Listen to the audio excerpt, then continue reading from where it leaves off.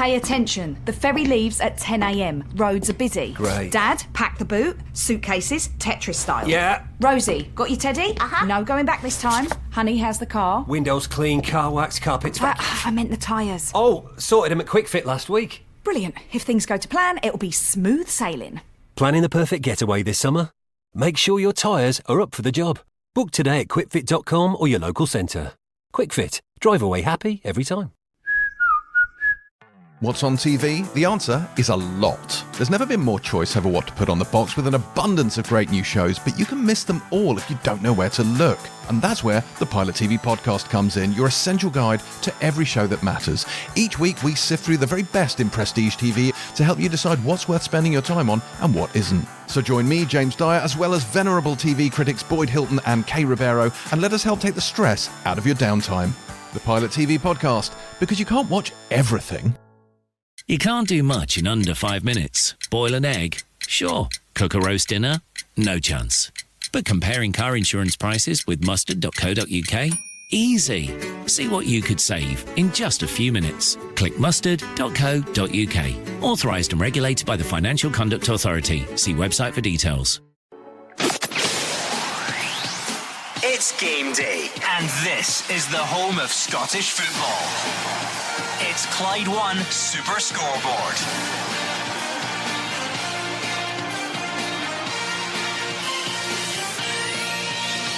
Good afternoon and welcome to Clyde One Super Scoreboard as we welcome in the League Cup into an already busy start to the new season. Celtic are the first team through, sweeping Falkirk aside in the East End of Glasgow last night.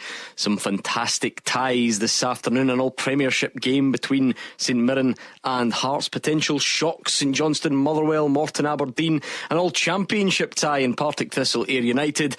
And later on, the latest chapter in the new Russell Martin era sees Alloa come to Ibrox. I'm Gordon Duncan, and joining me this afternoon you have Gordon Dalziel, Cammy Bell and Hugh Keevins. Who'll be in tonight's draw for the quarter-finals of the Premier Sports Cup? That'll be decided after a test of nerve for some people today. Aberdeen have no league points at all so far. A cup elimination in Greenock would be the last thing that Jimmy Tillene needs. Hearts have 6 league points from 2 games, but the Tynecastle Revolution will be held up to the light for examination against St Mirren and Paisley, and Motherwell might have earned a fortune from the sale of Lennon Miller to Udinese, but it's St Johnstone who have a lot of goodwill in the bank after a stunning start to the season. Never mind rows about who plays inverted fullbacks or not. This is full-on football of the old-school variety, Daz. Yeah, I agree with you, Hugh. I'm just looking down the fixture list there. Some tasty fixtures. There's always a cup shock, and from a double winner of the League Cup, it will come at 3 o'clock when I predicted it. Yeah, some brilliant ties today. I think you look at them, they're all going to be tight games. I think Morton will give Aberdeen a really good game down in Greenock. And then certainly when you look at that St Mirren Hearts one, Hearts have had a brilliant start to the season under Derek McInnes, but it's at St Mirren, it's in Paisley, so they'll be looking to try and march on in the Cup. Okay, strap yourselves in. Let's hope for some cup drama. Will we get shocks? Will we get surprises? We'll find out over the next few hours or so. Of course, you can stay in touch all afternoon at Clyde SSB, and I will give you the nod later on when the phone lines are open and you can get in touch the old-fashioned way to get whatever it is that's on your chest off of it with Hugh Keevins, Cammy Bell and Gordon Dalziel. We've got the game later on. We've got 2 big games tomorrow after a wonderful week for Hibs, certainly in Europe, oh so close for Dundee United. Let's get stuck straight into these 3 o'clock fixtures though, because there is a lot to look forward to. I suppose top billing has to go to the all-Premiership tie, St Mirren against Hearts. David Friel is in Paisley. Yeah, Gordon, I'm claiming tie the round. We're spoiled for choice today, but what a game this is going to be. 2 good teams, 2 good managers, 2 clubs with ambitions to go very far in this competition. It's going to be a big Hearts away support. St Mirren always have a great home backing as well, and there's been a good rivalry between these clubs over the years. There's always an edge to these games, and with no VAR in use at all, I'm expecting this to be a no-holds-barred, old-fashioned, proper cup tie. Stephen Robinson, St Mirren manager, he signed a new contract until 2028 yesterday. Great news for the club. He's made it clear he's desperate to lead the team to Hampden, to lead the team to silverware. Maybe this is an omen. The last time these 2 teams met in the League Cup was the 2013 final. St Mirren won that 3-2. I'm told that Danny Lennon, the manager that day, is going to be here for this one. Stephen Thompson sitting behind me. David Van Zanten is going to be there. So will they help St Mirren today? Time will tell, they'll be fired up. You can say the same for Hearts, who've started the season with 6 wins out of 6, scoring 21 goals in the process. I think we all think Derek McInnes looks a perfect fit for Hearts. He's hugely motivated to win trophies as well. He was talking about the pressure and the expectation, wants his players to embrace that. However, Hearts haven't won the League Cup since 1962. It's also 3 years since they won here in Paisley. Derek McInnes, of course, does have a great record against St Mirren as a manager. 2 losses in 35 games. He's always really good, strong record in his hometown of Paisley. However, his last visit here with Kelly was one to forget. St Mirren won 5-1 that day. So it's going to be a cracker. 2 good teams. If you look at the teams they've picked, I think it's going to be a physical contest. 2 teams getting stuck in, so I'm really looking forward to it. Stephen Robinson's made 1 change to the team that drew 0-0 with Motherwell last weekend. Jonah Ayunga comes in for Roland Aduwu. So St Mirren are going to line up Shamal George in goals. Back 3 of Marcus Fraser, Alec Gogic and Miguel Freckleton. Jaden Richardson, Mark O'Hara, Keanu Bacchus, Killian Phillips and Declan John across the middle, with Mikael Mandron and Jonah Ayunga up front. Subs for St Mirren are Mullen, King, Taylor, Aduwu, Calvin, Sobowale, Tanzer, Dykesdale and Mooney. As for Derek McInnes, he's changed his team up. It looks like a 3-4-3 formation for Hearts. They beat Dundee United 3-2 last weekend, but he does want some change. So Alan Forrest, Blair Spittle and Claudio Braga, the chant of the season, he's out, with Thomas Bent Magnuson, Pierre-Landry Cabori and Alexandros Kizaridis coming in. So it looks like Xander Clark in goals. Back 3 of Frankie Kent, Craig Halkett and Stuart Finlay. Ocean McEntee, we think, is going to play wide right. Thomas Bent Magnuson, Cammy Devlin and Harry Milne across the middle, with Cabori, Lawrence Shankland and Kizaridis in attack. Subs for Hearts are Stone, Beningame, Kingsley, Cabangu, Braga, Steinvender, Spittle, Forrest and Wilson, and the referee is Stephen McLean. Really looking forward to that one, David. I wonder about this competition as well, and the priority that these two would put in it. Both surely see this as a decent chance of silverware. I did a thing in the summer where we asked every manager what their aims, their ambitions were for the season, and they all say similar things. Win as many games as we can and finish as high up as we can. And Derek McInnes was the only one who just straight away said silverware. It seems like he's public about it. He's very upfront about the fact that is what he wants to achieve as a Hearts manager. Yeah, he is. I was through at the press conference on Wednesday, Gordon, and we spoke about that, and he was actually saying that when he's signing players and when he's talking to them, he doesn't want to hear about location, about wages, about the size of the club. He wants players that want to come here and win silverware. I mean, I think Derek will look back in his Aberdeen reign. He's so much success there, but only won 1 cup. I think Kilmarnock did a great job there, got them into Europe and everything, but he didn't win any trophies. And I think he is basically been clear. And I know Tony Bloom's talking about down the line Hearts winning the Premiership title, but Derek McInnes knows that this Hearts team, this Hearts kind of revolution that he's embarking on, will be judged on trophies. He feels Hearts should be back at Hampden time after time, semi-finals and finals, and this is a great chance. However, it's a tough tie against a St Mirren team, that a St Mirren squad that under Stephen Robinson has achieved top 6 finishes, again got to Europe, but they want to taste that final, they want to win silverware. So yeah, 2 clubs who really have these ambitions, are setting their sights high, and I just think it's going to be such a good game today. In the weekend, I am banned, creating SuperScoreBoard history, banned from predictions. Correct. Can I just say that I tipped Hearts to win the Premier Sports Cup in my pre-season predictions? Now, here's another chilling thought for you. I was 12 years old when Hearts last won the League Cup. I was 12 years old. But, Del, I'm sorry, but I've tipped you to win the Premier Sports Cup. Good luck in Paisley. Yeah, really looking forward to that game. Should be an absolute cracker in Paisley. David Friel has got a good one on his hands, an all Premiership tie there. You mentioned the new contract for Stephen Robinson. David, I mean, clearly a recognition from St Mirren as to what they've got there and the job that he's done. You often wonder in his sort of private moments, it would be very difficult for him to say it publicly, but if he feels he's been overlooked for other jobs, that's no disrespect to St Mirren, but 3 consecutive top 6 finishes, that there must be just a fraction of the thought process of what much more can you do with St Mirren. Yeah, I think there is, and there was a spell during the summer, there was a lot of jobs coming up that he was very strongly linked with, and I dare say there would have been interest, but he's on a good thing here, and I always think, Stephen, maybe, I don't know, obviously the way it finished at Motherwell for him, and then he goes to Morecambe and it never really worked out, and I think he had a spell maybe at Oldham early in his career as well, so he knows he's on a good thing here. I think he enjoys his life here. And by the judge, if you look at the transfer window this summer, I think St Mirren have backed him, bringing guys back like Keanu Bacchus and keeping a lot of other players. And I think it's also good for a club like St Mirren. I bumped into Keith Fazley up just to stabilise and just reward success. And I think Stephen Robinson, if you look across the league, is more than deserving of a new contract. I think it's a great boost for St Mirren, and he'll be looking to get that top 6 finish again this season. Yep, it's an absolute cracker. The All Premiership tie today.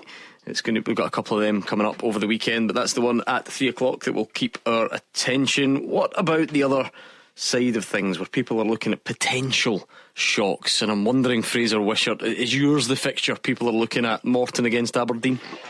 Yeah, I think it is the one that everybody's looking at, Gordon, because it's a key one for Aberdeen today. They've had a slow start to the season, and of course a late start because they had a late entry into Europe as well, so they haven't had the League Cup games, and of course that means only 2 league games as well so far, and they've looked a bit undercooked, and I think that's why everybody is looking at this game as a possibility of a shock, because they looked off the pace, perhaps due to those lack of games. And as always, they've had to look abroad for their players, and sometimes that takes a bit of time to settle. They've got 2 or 3 players who they think would be key players who are waiting on work permits. But in contrast, today's opponents, Morton, they had a really successful League Cup group stage, hence the reason they're here today, and a couple of draws in the league, so their confidence and match fitness will be high. And they've got a good point away at Thistle, of course, last week. And they've got experienced players as well who have tasted life at the top level. Eamon Brophy, they've got Longridge, O'Halloran, Crawford all playing today. And Duncan's got a nice balance. He's got some young players who'll come in, and they want to impress on this platform. They want to show that they can play against Aberdeen and perhaps attract a bigger club to sign them. So Jimmy Tilley will have to have his players up for this game. I think there's no doubt about that. They'll need to start well and to impose themselves in Morton from the start, because you don't get long to get results in Scotland. Aberdeen fans will demand a good performance and a victory here today, and they're coming here in big numbers. I think defeat's unthinkable.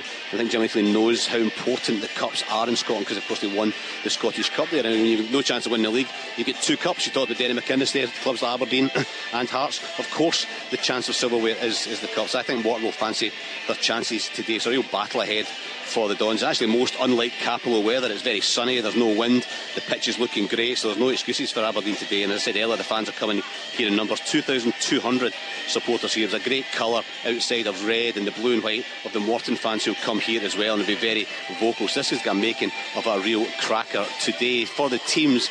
Morton made 2 changes from that game against Partick Thistle. Now dropped Wilson and Taylor to the bench, and in come O'Halloran and Moffat. They go 4-4-2 formation. James Storer is in goals, Cammy Ballantyne, Christian Moore, Jackson Longridge and Zach Delaney at the back.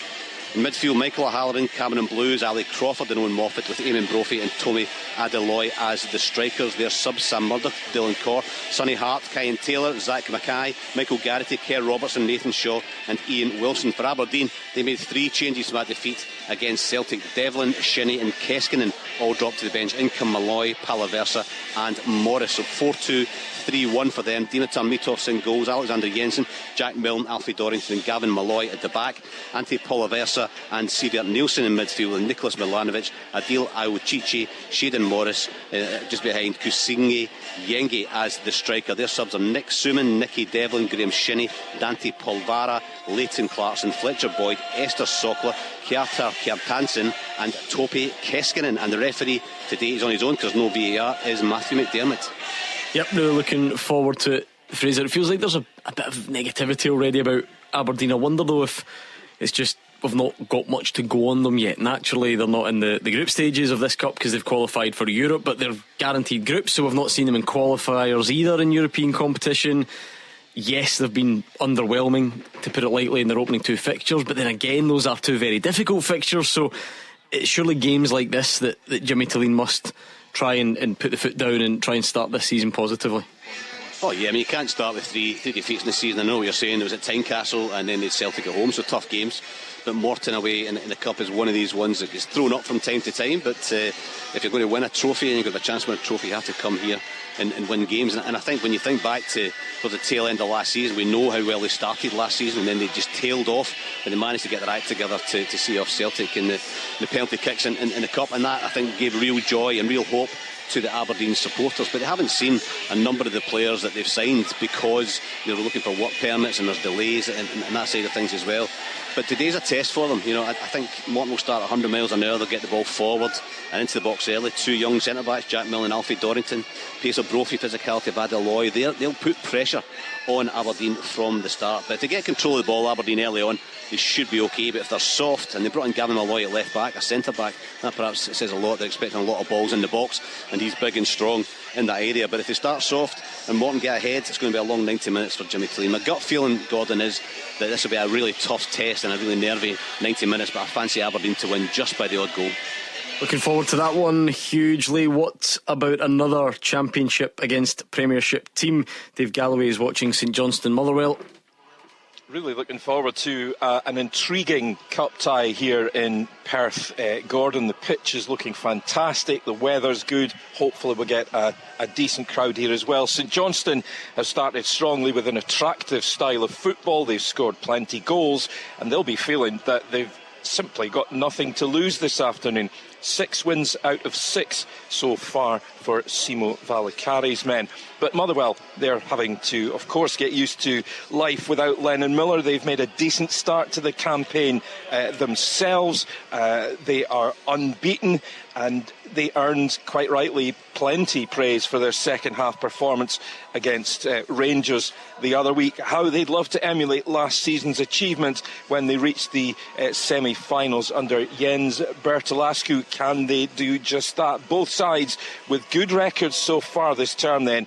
So something has got to give, and hopefully it will be a cracker here. Let's look at the teams then, and St Johnstone just make the one change. It's Boys in for McPake. So they will begin. Stewart in goals. At the back, Sprangler, Baird, Diabate and Folds. McAleer and Holt, the sitters. Then Mallon, Gullen and Boys, with Sidibe leading the line. The subs for them: Sinclair, Tumulty, Svedberg, Stanton, Ikpiezu, Stephen, McPake, Bright and Kirk. A couple of changes to tell you about for Motherwell. In comes Sparrow and Stamatolopoulos.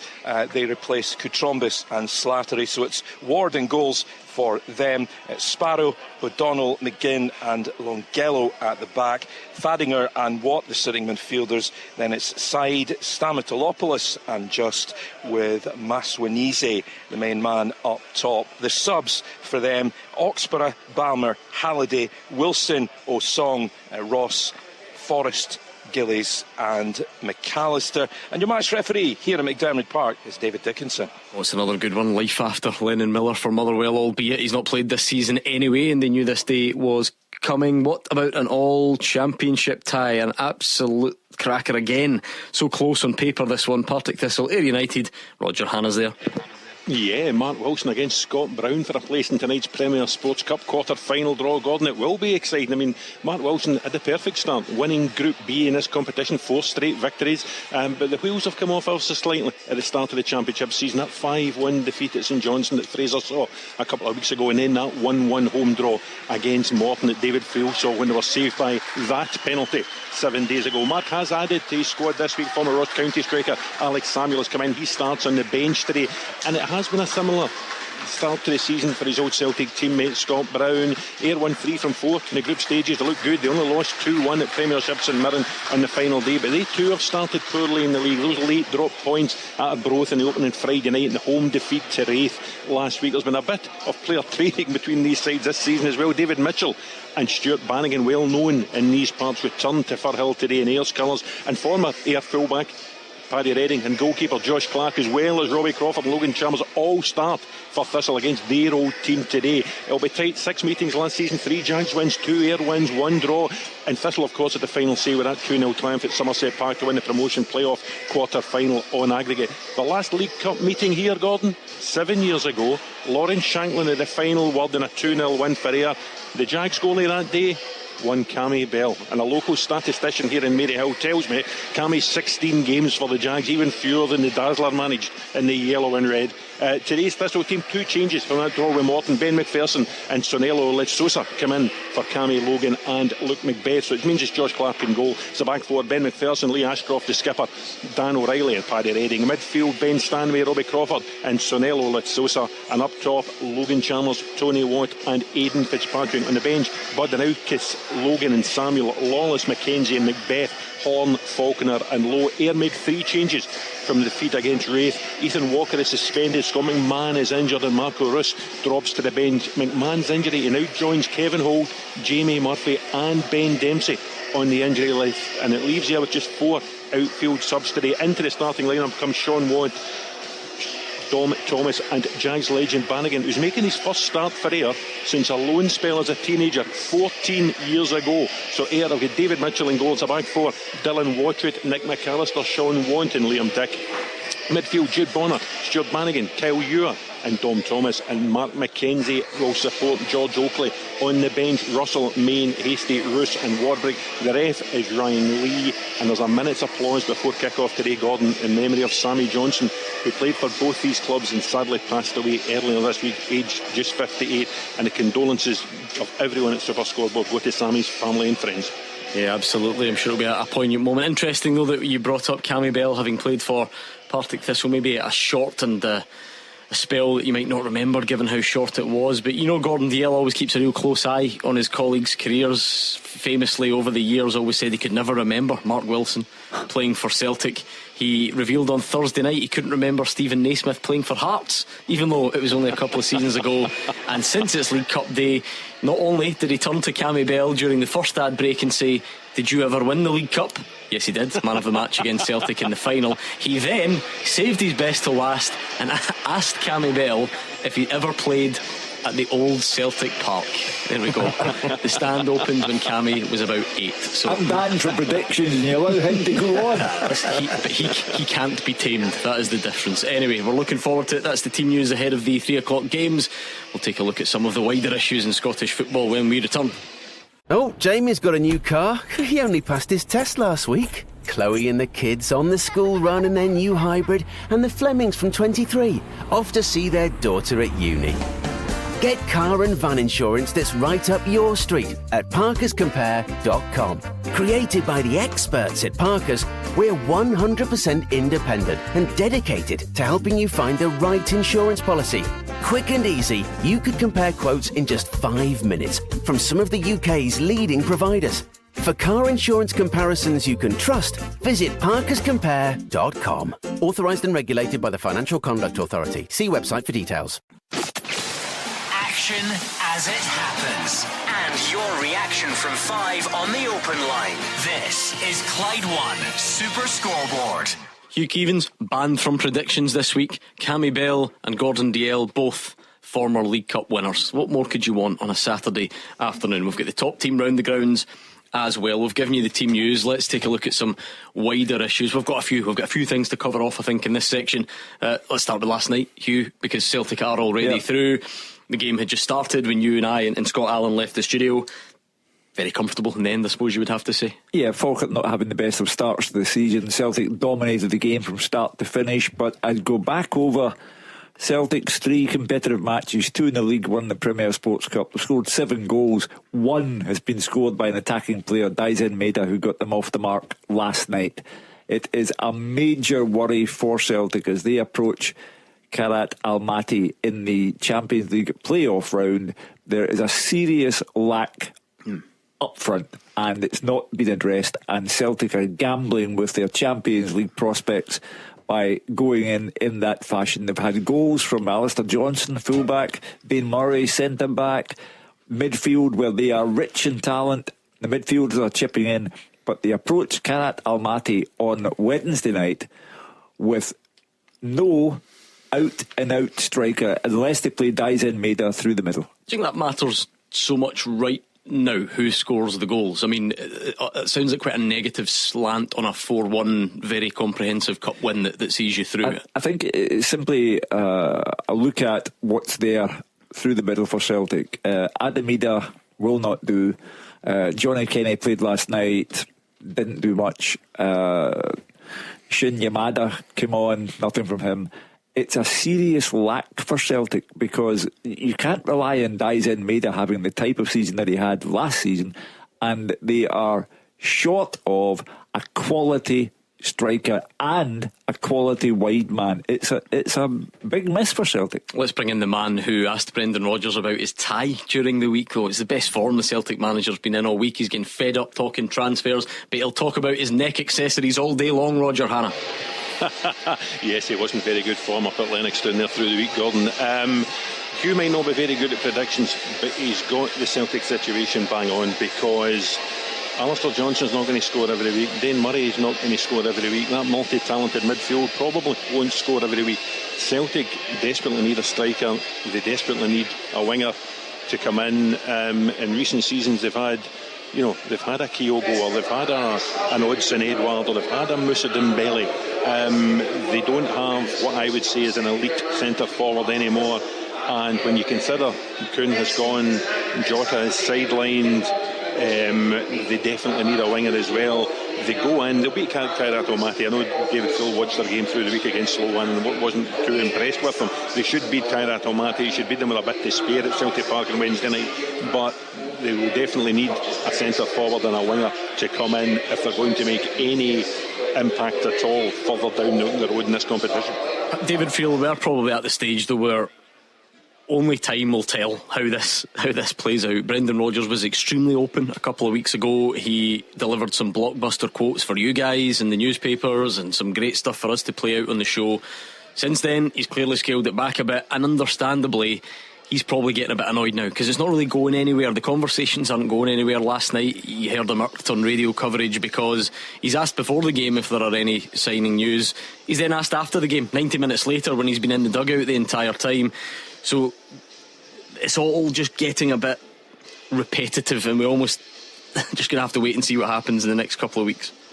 Yeah, God, I mean, you need to ask a question because you're getting a chance to speak to the Celtic manager, but it must be repetitive. It's the obvious question, but the answers don't change from Brendan Rodgers, although I have noticed a slight shift in tone maybe from last week to this week. I think last week when he was asked about signings before the qualifier, he was pretty downbeat about it. Last night he just kept saying hopefully that would be nice and stuff like that. When we spoke to him after the game last night, I'd agree with the guys, Celtic do need a striker, but I actually think a winger is more important for Celtic right now. I can't believe Celtic have sold Nicholas Kuhn and not replaced him before this playoff. I think, as you said, it's a huge gamble. And I think even just watching the game last night and speaking to Brendan Rodgers after the game about how Dyson Maeda and Kieran Tierney link up, he was talking about how they maybe lack that little bit of guile. It's crosses into the box, which is great, but he wants someone who can go and maybe unlock things a bit more, someone like Jota would maybe do on the left or Nicholas Kuhn would do on the right. I think Celtic don't really have that just now, and as things stand, I'm a huge James Forrest fan, but he is 34 now. He's probably going to start both legs. Yank him off the bench did okay last night, but he's not good enough for Celtic. Marco Tellio didn't even make the Champions League squad. So I think Celtic are so short in the wide areas. I think they can easily get by with Dyson Maeda and Adam Idah as a number 9, but right now they're going to have to take Maeda out of his best position, which is centre forward, and play him as a winger because they don't have anybody else. Feels like the Celtic fans, Fraser Wishart, are just, they would settle for a rumour at this point. Now it doesn't have to work that way. Sometimes signings come out of nowhere with no build up, but quite often you hear the names, you see it coming to fruition. You put the name to Brendan Rodgers, it just feels it's all extremely quiet at the moment. Well, I think Brendan identified that, didn't he? We were talking about this, as you said, in the show a couple of weeks ago. He knew what he was doing, and he knew that David and Roger and others would be asking him questions week after week, and it's probably what he wanted, because he wants people to focus on the lack of signings and what, as he perceives it, the lack of depth in the squad. And it's remarkable for a team that's dominated Scottish football for so long and has such a fantastic squad and played brilliantly in the Champions League last year. But Jota's injury, and I think sold Kuhn as well. But they have brought in Yamada. They've paid a healthy amount of money and wages in Celtic's terms for Yamada.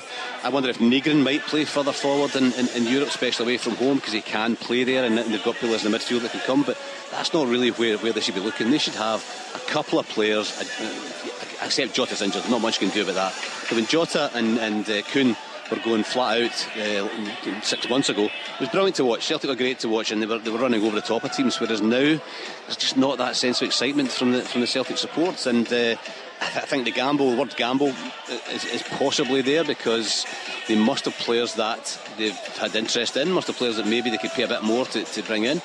But if they lose in the Champions League qualifiers, then questions will be asked to the board, huge questions.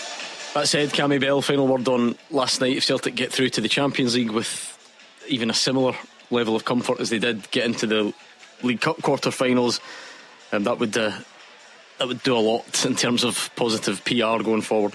Yeah, listen, it would soften the blow, and everyone's moaning about the transfers at the moment. Yes, Brendan Rodgers needs reinforcement. We've just touched on that up front, but his main focus is to get through into the Champions League, and I'm pretty sure Celtic will do that. I think the draw favours them. They're still strong enough for me without that main striker that they're looking for. I think they've got goals in their team, so that is a positive that they've got goals in the team, but certainly they need to get bodies in the door. On the subject of transfers, let's go to the other side of Glasgow. Your newspaper and others, Roger Hanna, now reporting that Nobel Mendy, the deal to Rangers which looked imminent, is now off. What's the latest there, and does that now actually explain Russell Martin's sudden reluctance to talk about him at the press conference yesterday? I think most people took it that Russell Martin was now just a bit fed up, and didn't want to answer questions about transfers. But we said on last night's show he did speak about Jedi Gassama in advance, he did speak about Mikey Moore in advance. He suddenly then wouldn't speak about Nobel Mendy in advance, and it looks like the deal is off. Yeah, no Nobel Prize for Russell Martin. We should maybe have read into that yesterday, because I was at the training ground for the press conference at lunchtime yesterday, Gordon, and he was unusually curt with some of his replies. He was asked about Jeffy, didn't give a very broad answer to that either. When he was asked about Nobel Mendy, he said, "Who?" Which is unlike Russell Martin. So we should maybe have known at that stage there was a problem with the deal. The deal now looks to be off. We talk about Celtic needing wide men, needing centre forwards. Rangers need more defenders. Even young Robbie Fraser awaited in Fairland last night. It does look as if Jeffy is heading back to Palmeiras in Brazil. He's been left out of the European squad for the games against Club Brugge. Ruud van Yilmaz, remember him? He still looks as if he's got no future at the club. Likewise Leon King, likewise Ben Davis. So if all of these guys are going out, and I think they probably will all be out before the window closes in a couple of weeks' time, Gordon, Rangers desperately need defensive reinforcements. They can't go through a season with Suter and De Giga and Manny Fernandez as the only three centre halves. They certainly can't get through the season without a recognised left back. We're assuming Max Aarons goes back there for the first leg against Bruges at Ibrox on Tuesday night, and Tavernier plays right back. But if anything were to happen to that first choice back four of Tavernier, Suter, De Giga and Aarons, where does Russell Martin go now? Do this a lot now in modern football. We certainly have been doing it with Celtic a lot recently, David, but the kind of player trading model, the business side of it versus what you need on the pitch is always a delicate balance. But I wonder how good an example of that this Jeffy situation is. If Rangers can get reported upwards of £5 million for him, given what they paid for him, given what he's contributed, or without sounding unfair, not contributed since he's been here, be some piece of business, wouldn't it? And then you just have to replace him though. Yeah, that's the thing. I mean, if you can get that kind of money for Jeff, look, he's got a bit of potential, but I think as he showed during the week against Pilsen, he's far from the finished article. So yeah, you'd get that money, you'd run for the hills. However, I agree with Roger. I can't really get my head around where Rangers are at in terms of their defence for this Champions League playoff. I can only assume that a left back will be coming in, because I don't really see how you can go into two games against Bruges with a tough game sandwiched in between against St Mirren as well, with just two senior fullbacks in Tavernier and Max Aarons. So I can only assume in the next 48 hours Rangers will be bringing a left back, because if not, we speak about Celtic gambling, I think Rangers will be taking a massive gamble as well.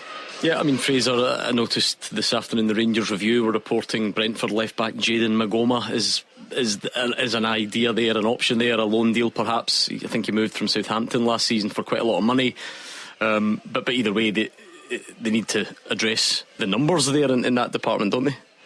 Yeah, when you have a quick look at Rangers squad, and Roger hit the nail on the head there about defenders, you've got Raheem Sterling, you've got Dujon Sterling, who's out injured as well long term, somebody who's done a great job in a number of positions, a really good squad player to have as well. So there's another injury. Manny Fernandez has played 38 games for Peterborough. He's 24. He's not going to be the answer right now if you've got a game against Celtic, or you've got a game again in Europe in the Champions League qualifiers, and perhaps that's the reason that Giga was the St Mirren game next week has been put back on to get Giga to serve suspension, because you've got nobody to come in against Celtic. So interesting couple of weeks, but Rangers have spent a lot of money. They've spent a lot of money on players. They brought 10 in. So how much do they have left? That may be the fact that Jeffy could go, one or two others go, and that releases a wee bit of money in terms of transfer fees and finances, etc. But it's a juggling act for teams at this time of the season. But I agree with what the guys say. You can't go into a long season in Europe as well, and a long season in Europe with the defensive squad they've got. There's not many bodies to choose from. Football moves on very quickly. Usually on this Saturday we'd look back at the biggest talking points of the week. Roger, it felt like transfers was just the right route to go down for the last couple of days, but this time last week we didn't quite know where we were with Rangers and Russell Martin, and then that Dundee game happened, and then Pilsen happened, which was a positive outcome, but so much was said about the way they got there. It feels like it is just constantly developing, a constant barrage of analysis that's not always going the way Russell Martin wants it to. No, absolutely. Only one win in the last 5 games for Rangers. Not a good start. 101 efforts on Jack Butland's goal in the 6 games this season. Not a good start either. So there is a narrative building that Russell Martin is not content about. He was very keen yesterday to say that he trusts the process, and if they keep doing the right things and keep working hard and keep the standards high, then the results will follow. But it was a really interesting analogy. He said one of the maintenance men at the training ground, Gordon, had said to him that sorting this Rangers team is like turning round a tanker.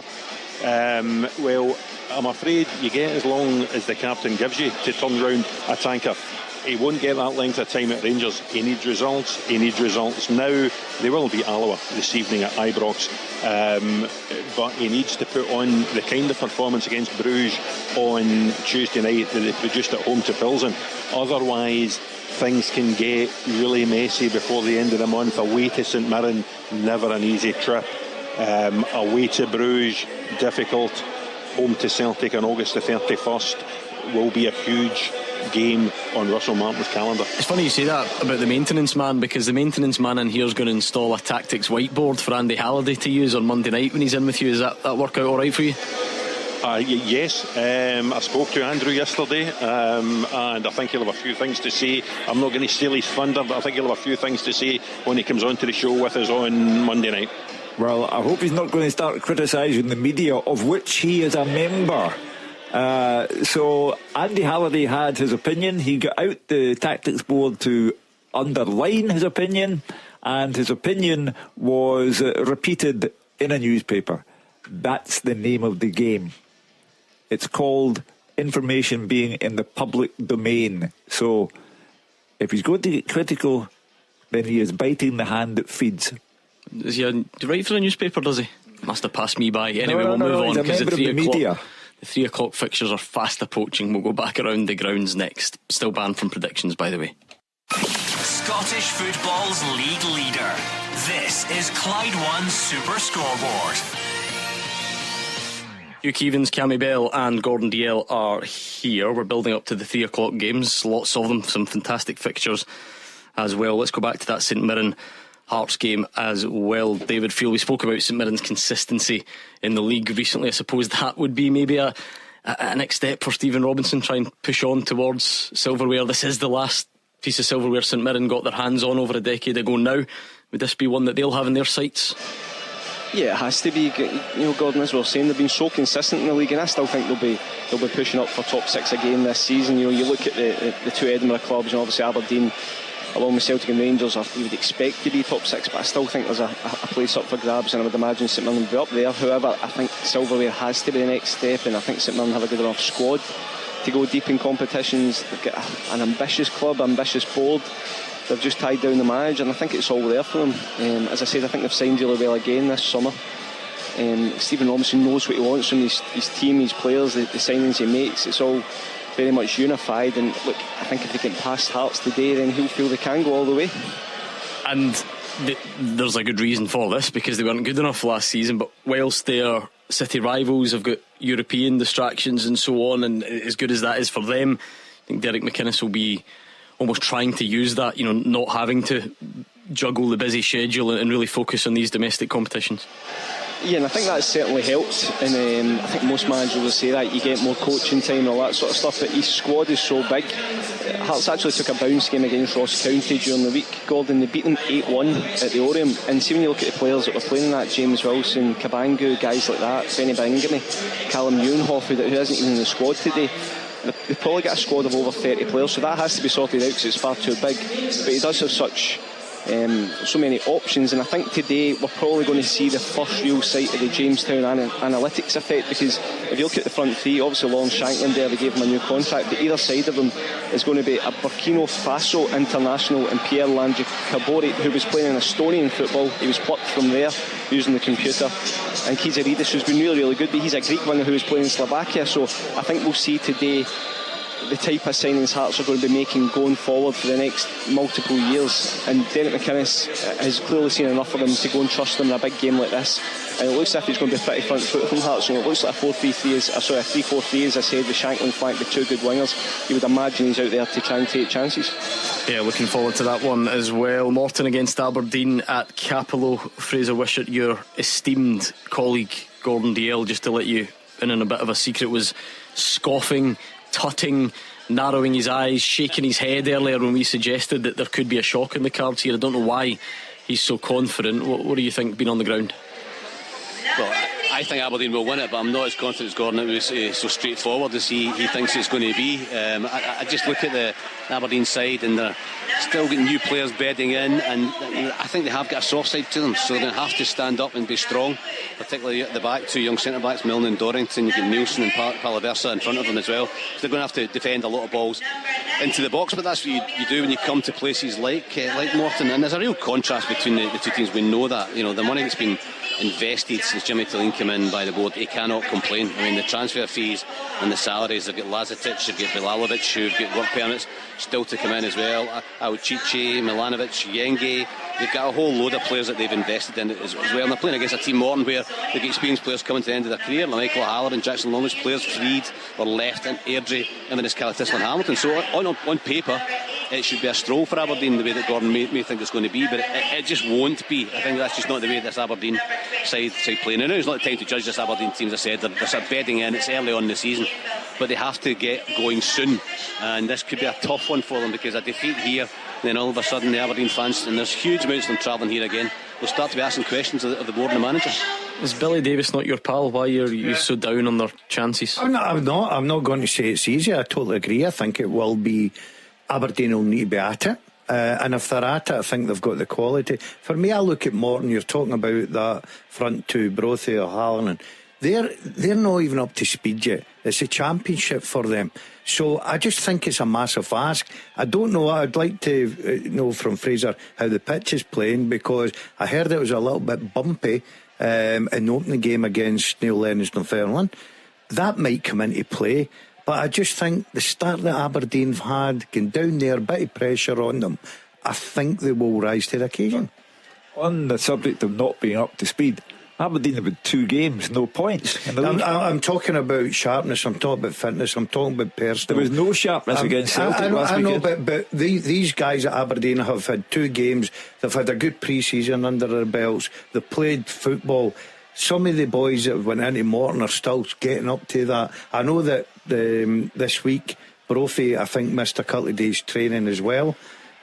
So look, it's a cup tie. I've been in a million of them as an underdog, and probably 10% I lost, but I know it's always going to be difficult, and everybody looks at, it's Capello, and it's, they've not had a good start. I don't think it'll be easy, Hugh. I'll tell you what, I'll ask you a question. No, you don't ask him to predict it. It's bad. Just nod your head. Do you think Aberdeen will win? All I'll say to you is it's not Celtic Park, Ibrox, Hampden. They go down there, there'll be no room to move, and I've watched it all the way back to the greatest of them all. I watched Sir Alec Ferguson go there with Aberdeen, lose to an Andy Ritchie goal in the Scottish Cup, and he came in, they said, I'm fed up coming here, playing them off the park and getting nothing. And he was completely wrong. They didn't play MD off the park. Unfortunately, Morton just now has not got an Andy Ritchie. Look, I'd be delighted for Billy and Dougie Emery to go and get into the next round. It's all about league campaign for him. And St Johnstone, Motherwell, Dave Galloway, we always say in this show that any time it's a team from a lower division, it counts as a shock. It's just the official definition that we bestow upon it. Having said that, there wasn't loads between these sides last season. St Johnstone did dump Motherwell out the cup. It was that double header against St Johnstone that was almost the end for Stuart Kettlewell. You then, as much as Motherwell have had praise for their style in the opening weeks, St Johnstone have really enjoyed life at the beginning of the championship as well, haven't they? Yeah, exactly that, Gordon. And, you know, everything here, as far as I can see it, set up for a cracking tie. The disappointment as I look round the stands, though, is the number of fans here, which does seem to be a shame, because I feel that we're going to be served up a lot of good football here. The end of the stadium off to my right, as I sit in the main stand, it is totally closed. The end to my left, it's got a few hundred Motherwell fans, and they've also got a section of the stand, so they're here in decent numbers, it has to be said.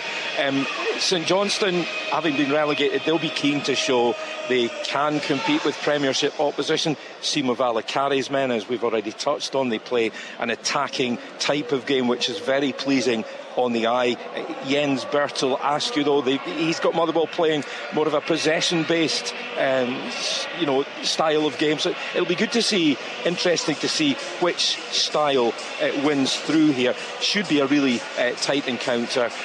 Very much looking forward to it. Incidentally, there will be a minute's applause here before kick-off, Gordon, for ex-Saints and Partick Thistle winger Sammy Johnson, who's very sadly passed away on Thursday, aged only 58.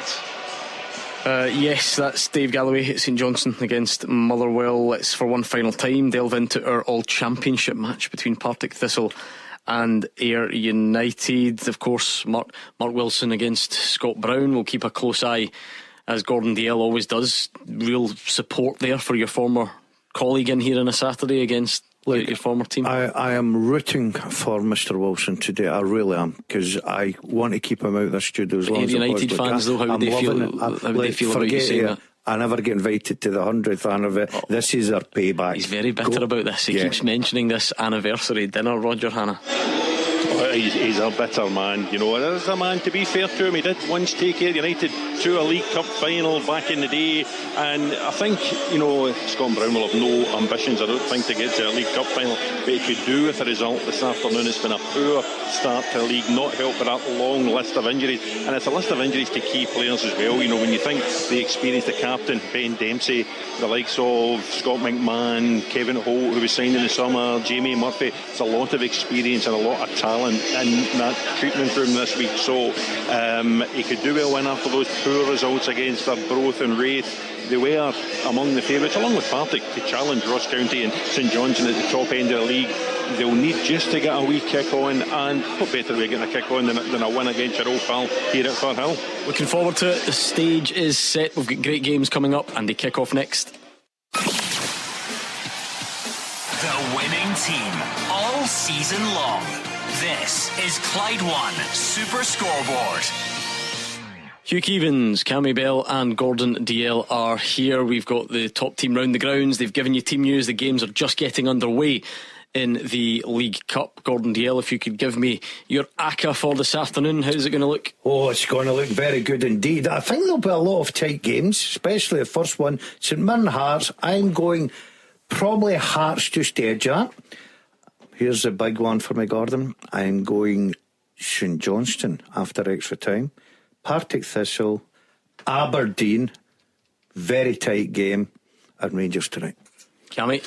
Yes, Hearts for me against St Mirren, but tight games, as Daz said. I'm going to go Motherwell, Ayr United, Aberdeen and Rangers. Do you want me to tell you what Hugh's thinking? No, I was just going to leave 10 seconds of silence where Hugh Keevins' predictions. No. I have written down both of these guys' predictions because when it gets to the end of the game, I'm going to tally it up and see who's and winner. Incidentally, last night you asked me to write down my Celtic Falkirk prediction, and you remember I said 3-1 Celtic. I don't mind you saying that retrospectively. I've an own goal out. That is true. I was desperate for Yang to get the goal. Well, that just really would have ruined your anniversary I'll weekend. score for Celtic before Yang does. Anyway, let's get them up and running. Clyde One Super Scoreboard Goal Flashes with M&D Green Pharmacy. Get set for the season with expert pharmacy support. Right, that's us. We're underway then. Let's see what happens in the early stages. See if we can get any early drama to get us up and running. David Friel is just telling us about the managerial fashion choices in light of Tygate with Brendan Rodgers. So I don't think we need to go round every stadium and do that. I noticed he had no belt on last night, Hugh. People are now picking up on that. It's got to be a joke now. I think it almost certainly has to be. But anyway, even Hugh Keevins doesn't come with a tie on anymore. Standards have slipped in here, so we can't be hypocrites if standards are slipping elsewhere. No early goals to tell you about yet, nothing at all doing inside the opening minute or two. The English season, of course, starting back this weekend. I mean, we nod to it every now and then. We know what we've got is better and more important. What's interesting? Did you watch Liverpool last night? No, it was I didn't. quite good, to be fair. I was too busy watching the Celtic game, obviously. But I've totally lost interest in the English game. Good on you. I'm know your bread's butter. I'm all focused on Scott because we've got a good product. Quite right. Yes. Well, my lot are away to Brighton, of course, and Matt O'Reilly starting for Brighton with talk of him going to Juventus. So another few million quid coming Celtic's way, no doubt, if that happens. I wonder what's one of David Field, Roger Hanna, Fraser Wishart might know. Is there an arrangement in place should Ben Doak go through with this £25 million move to Bournemouth? Celtic will certainly be how much of that makes its way to Celtic? I know it's an astonishing rise. You know, he brought on by Ange Postecoglou into an Old Firm game at Celtic Park, and then, like a lot of young men today, decides that Celtic and Rangers are not the be all and end all, and Scottish football is not the be all and end all. So away he goes, and the blink of an eye, he becomes a £25 million player. Incredible, isn't it? Yeah, incredible. Now, I think back and like Cammy, and say to yourself, what would that be worth? You know what I mean? Well, I would be blown out of the sky, Cammy. Are you got an English team? Tell me you've not played in England. Please tell me. No, I've not played in England. No, there are only top players that could do in England, mate. You know, the cities. No, my English team's Carlisle United because we're so close there. So I'll actually go and take in a few of their games. Seriously? They got relegated last season, so Mark Hughes, manager down there. That's right, my old teammate Gavin Skelton's the assistant manager, so yes. Is that the lad that was at Gretna? He was at Gretna, he was at Kilmarnock as well. Yep. Yeah. Well, that's we'll maybe draw you in the cup one day. Certainly never play you in a league game, but we'll draw you in a cup. Anyway, we move on. Hugh Keevins, you've got quite a complex teaser for us this afternoon. Let's do it anyway. Let's see how we separate those who think this is too easy and try and work our way through this one. Ready? Okay. First half teaser with the scottishsun.co.uk/football for the best football news and opinion online.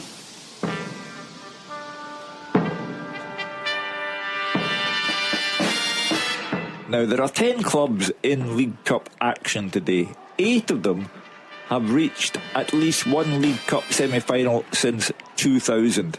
Now, of those 8 teams, can you name the most recent manager to take them to the last 4 in the competition? So I'll go back over that slowly. There are 10 clubs in League Cup action today. 8 of them have reached at least one League Cup semi-final since 2000. Let's at this point say that it's Partick Thistle and Alloa who haven't. Correct. So it's the other 8. So of those other 8 teams, can you name the most recent manager to take them to the last 4 in the competition? There we go. So get your fixture list out, look at the teams that are involved today. So not Partick or Alloa, but everyone else: Morton, Aberdeen, Ayr, St Johnstone, Motherwell, Rangers, St Mirren, Hearts. Who was the last manager to take all of those clubs, each of those clubs I should say, to a League Cup semi-final? We're asking a lot of you today. 8 answers on the first half teaser. You need them all to win it, but of course you can just chuck some suggestions in there at Clyde SSB. Fire it over and we'll see how you get on. Gordon Dalziel's already. I've got one. Just one? Yeah. Okay, it's a I solid would start. have rephrased that and made it harder. Who was the last 4 managers, 8 managers to take them to a League Cup final? You're making it even more complicated now. Shut up. You know what I'm getting at. Yeah. Right, so I've got that one, yeah. That's correct. I don't even know what you're saying there, really. I can't read that writing. No, actually, that's not correct. Is it not? No. Nope. We'll just leave it there. Don't you worry. You've got writing like a doctor's prescription. That's scribbling, Hugh. That's shorthand. Yeah. Derek McInnes is already unhappy. 5 minutes in, Magnuson booked for taking out O'Hara on the break. Hearts manager not pleased. Of course, sometimes you hear managers or players will say it's his first foul, but it doesn't really mean anything. And if it was stopping the promising attack, as it sounds like. Who did you two take to win the Premier Sports Cup? I took Hearts, I've admitted that. You Mine's expect is him to remember? No. Mine's is left field. Yeah. Dundee I took United. Dundee United. Oh, did you? Yeah. No one knows why. With no, that's in the night. Look at their spirited performance in Europe. Spirited but out, and with a 2-goal start. Yeah, I'm a bit on concerned. penalties against a superior opponent. I think that's still respectable. I'm a bit concerned about tomorrow, right enough. After that hard game. But to be fair, I was up at Tannadice last Sunday against Hearts, and they were very good, and that was after. Did they look at a team like could go to the final? I think they'll be good this season. I really do. I think some of the signings are fantastic. I'm sticking by my prediction here. Aberdeen have started well. Morris and Yenge been getting to the byline, some low crosses but cleared away, so no goals to tell you about in the early stages. Let me recommend a lovely interview given by Dougie Emery, the Morton manager, in this morning's newspapers about his daughter Remy, who is fighting for life, and it's a wonderful read, inspirational read, and the very best of luck to you, Dougie Emery, with your daughter Remy. Yeah, couldn't agree more, Hugh. Well said. Hopefully that is all going in a positive direction for Dougie Emery. It might be a long old road, but we wish them all well, and he's not been shy in revealing it, which is brave in itself, so we'll wait and see how he and the family get on. But you're right, we wish them well on behalf of all of us here. That goes without saying. Friend of the programme, Steve McGowan, wrote the piece, and it's lovely. It really is, yeah, well said indeed. Right, no goals to tell you about yet anywhere actually in Scotland. I don't think we've even out with the League Cup got much to tell you about yet. If there are any I'll usually limit it to significant goals from England. Maybe a Scottish player scored it, maybe someone that's particularly in the news, maybe a particularly surprising scoreline. But other than that, we'll focus north of the border. I mean, Montrose are beating Cove. If that floats your boat, that's about all I can get for you in the early stages. Won't float Paul Hartley's boat. We do have League 1 and League 2 fixtures. In fact, is that a full card in League 2? Yes. And all but one in League 1, because of course Alloa still in the League Cup, and fair play to them.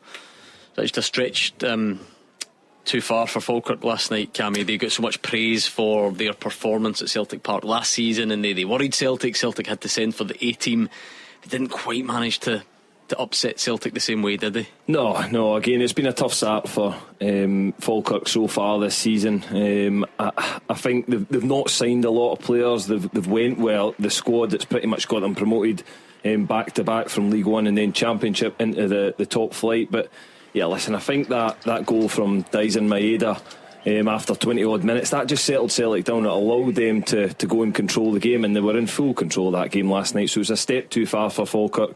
But again, John McGlynn will just be trying to concentrate on the league, trying to get his league form up and running, and trying to build something for the season ahead, because it's going to be a really tough season, I think, for Falkirk. Great goal he scored. Oh, magnificent, wasn't it? Absolute magnificent. Playing for Cumbernauld Colts. That's some story, isn't it? Bruce to Falkirk scores a goal like that at Celtic Park. I know it didn't count for much, but that rise there is incredible, isn't it? He was tasked with stopping Scotland's Player of the Year last season, and Dyson Maeda. It's a great story, Keelan Adams. Yeah, brilliant for a lad, and like for himself, scoring at Celtic Park's brilliant. Obviously disappointed in the result, but it was a result that was never in doubt. I thought Celtic come out the traps, they looked sharp, they looked at it, they've just got too much quality.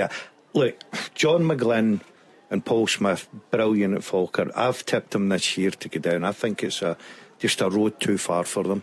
They've got Hibs, Aberdeen, St Mirren the next 3 games.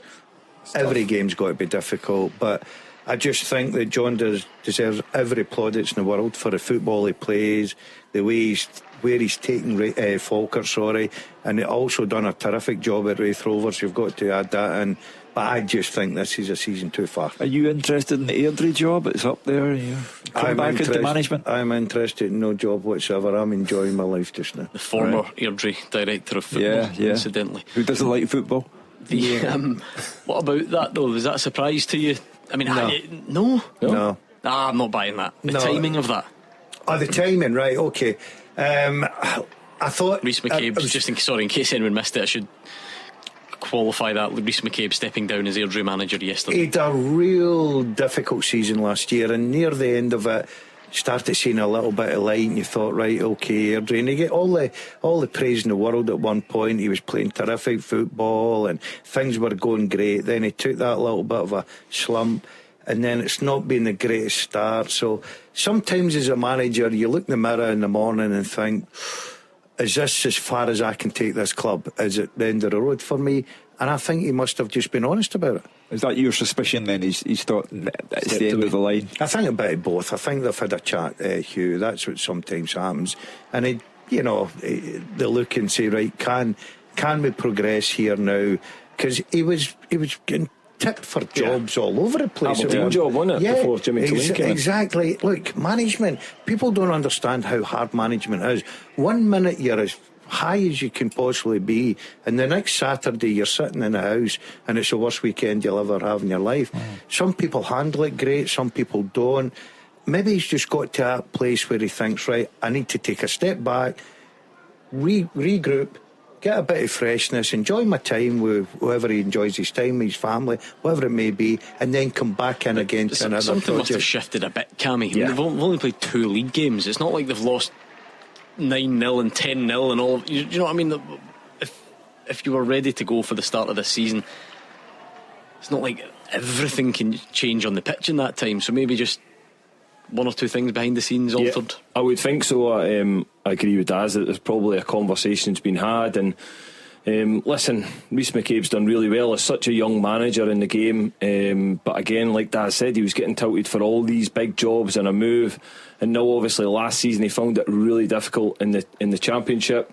But it's very early on. I'm quite surprised he has stepped away, because again the question is, where does he end up next? What is his next job? Where will he go? Does he go in as a player, or does it, because obviously he has been continually playing, so does he continue with that and go sign for somebody? I don't know. Does what his he direction leave is. with his stock still? Not intact. Not as high as what it was. No, it's still intact, but it's certainly nowhere near what it was. And again, that's why I question, what is his next move? Would he get a Championship job? I'm unsure of that at the moment. What do you think? I agree. I think he'll need to look down the leagues a little bit to sort of invent himself again. You don't think, and it's possible, Gordon. Do you not think he?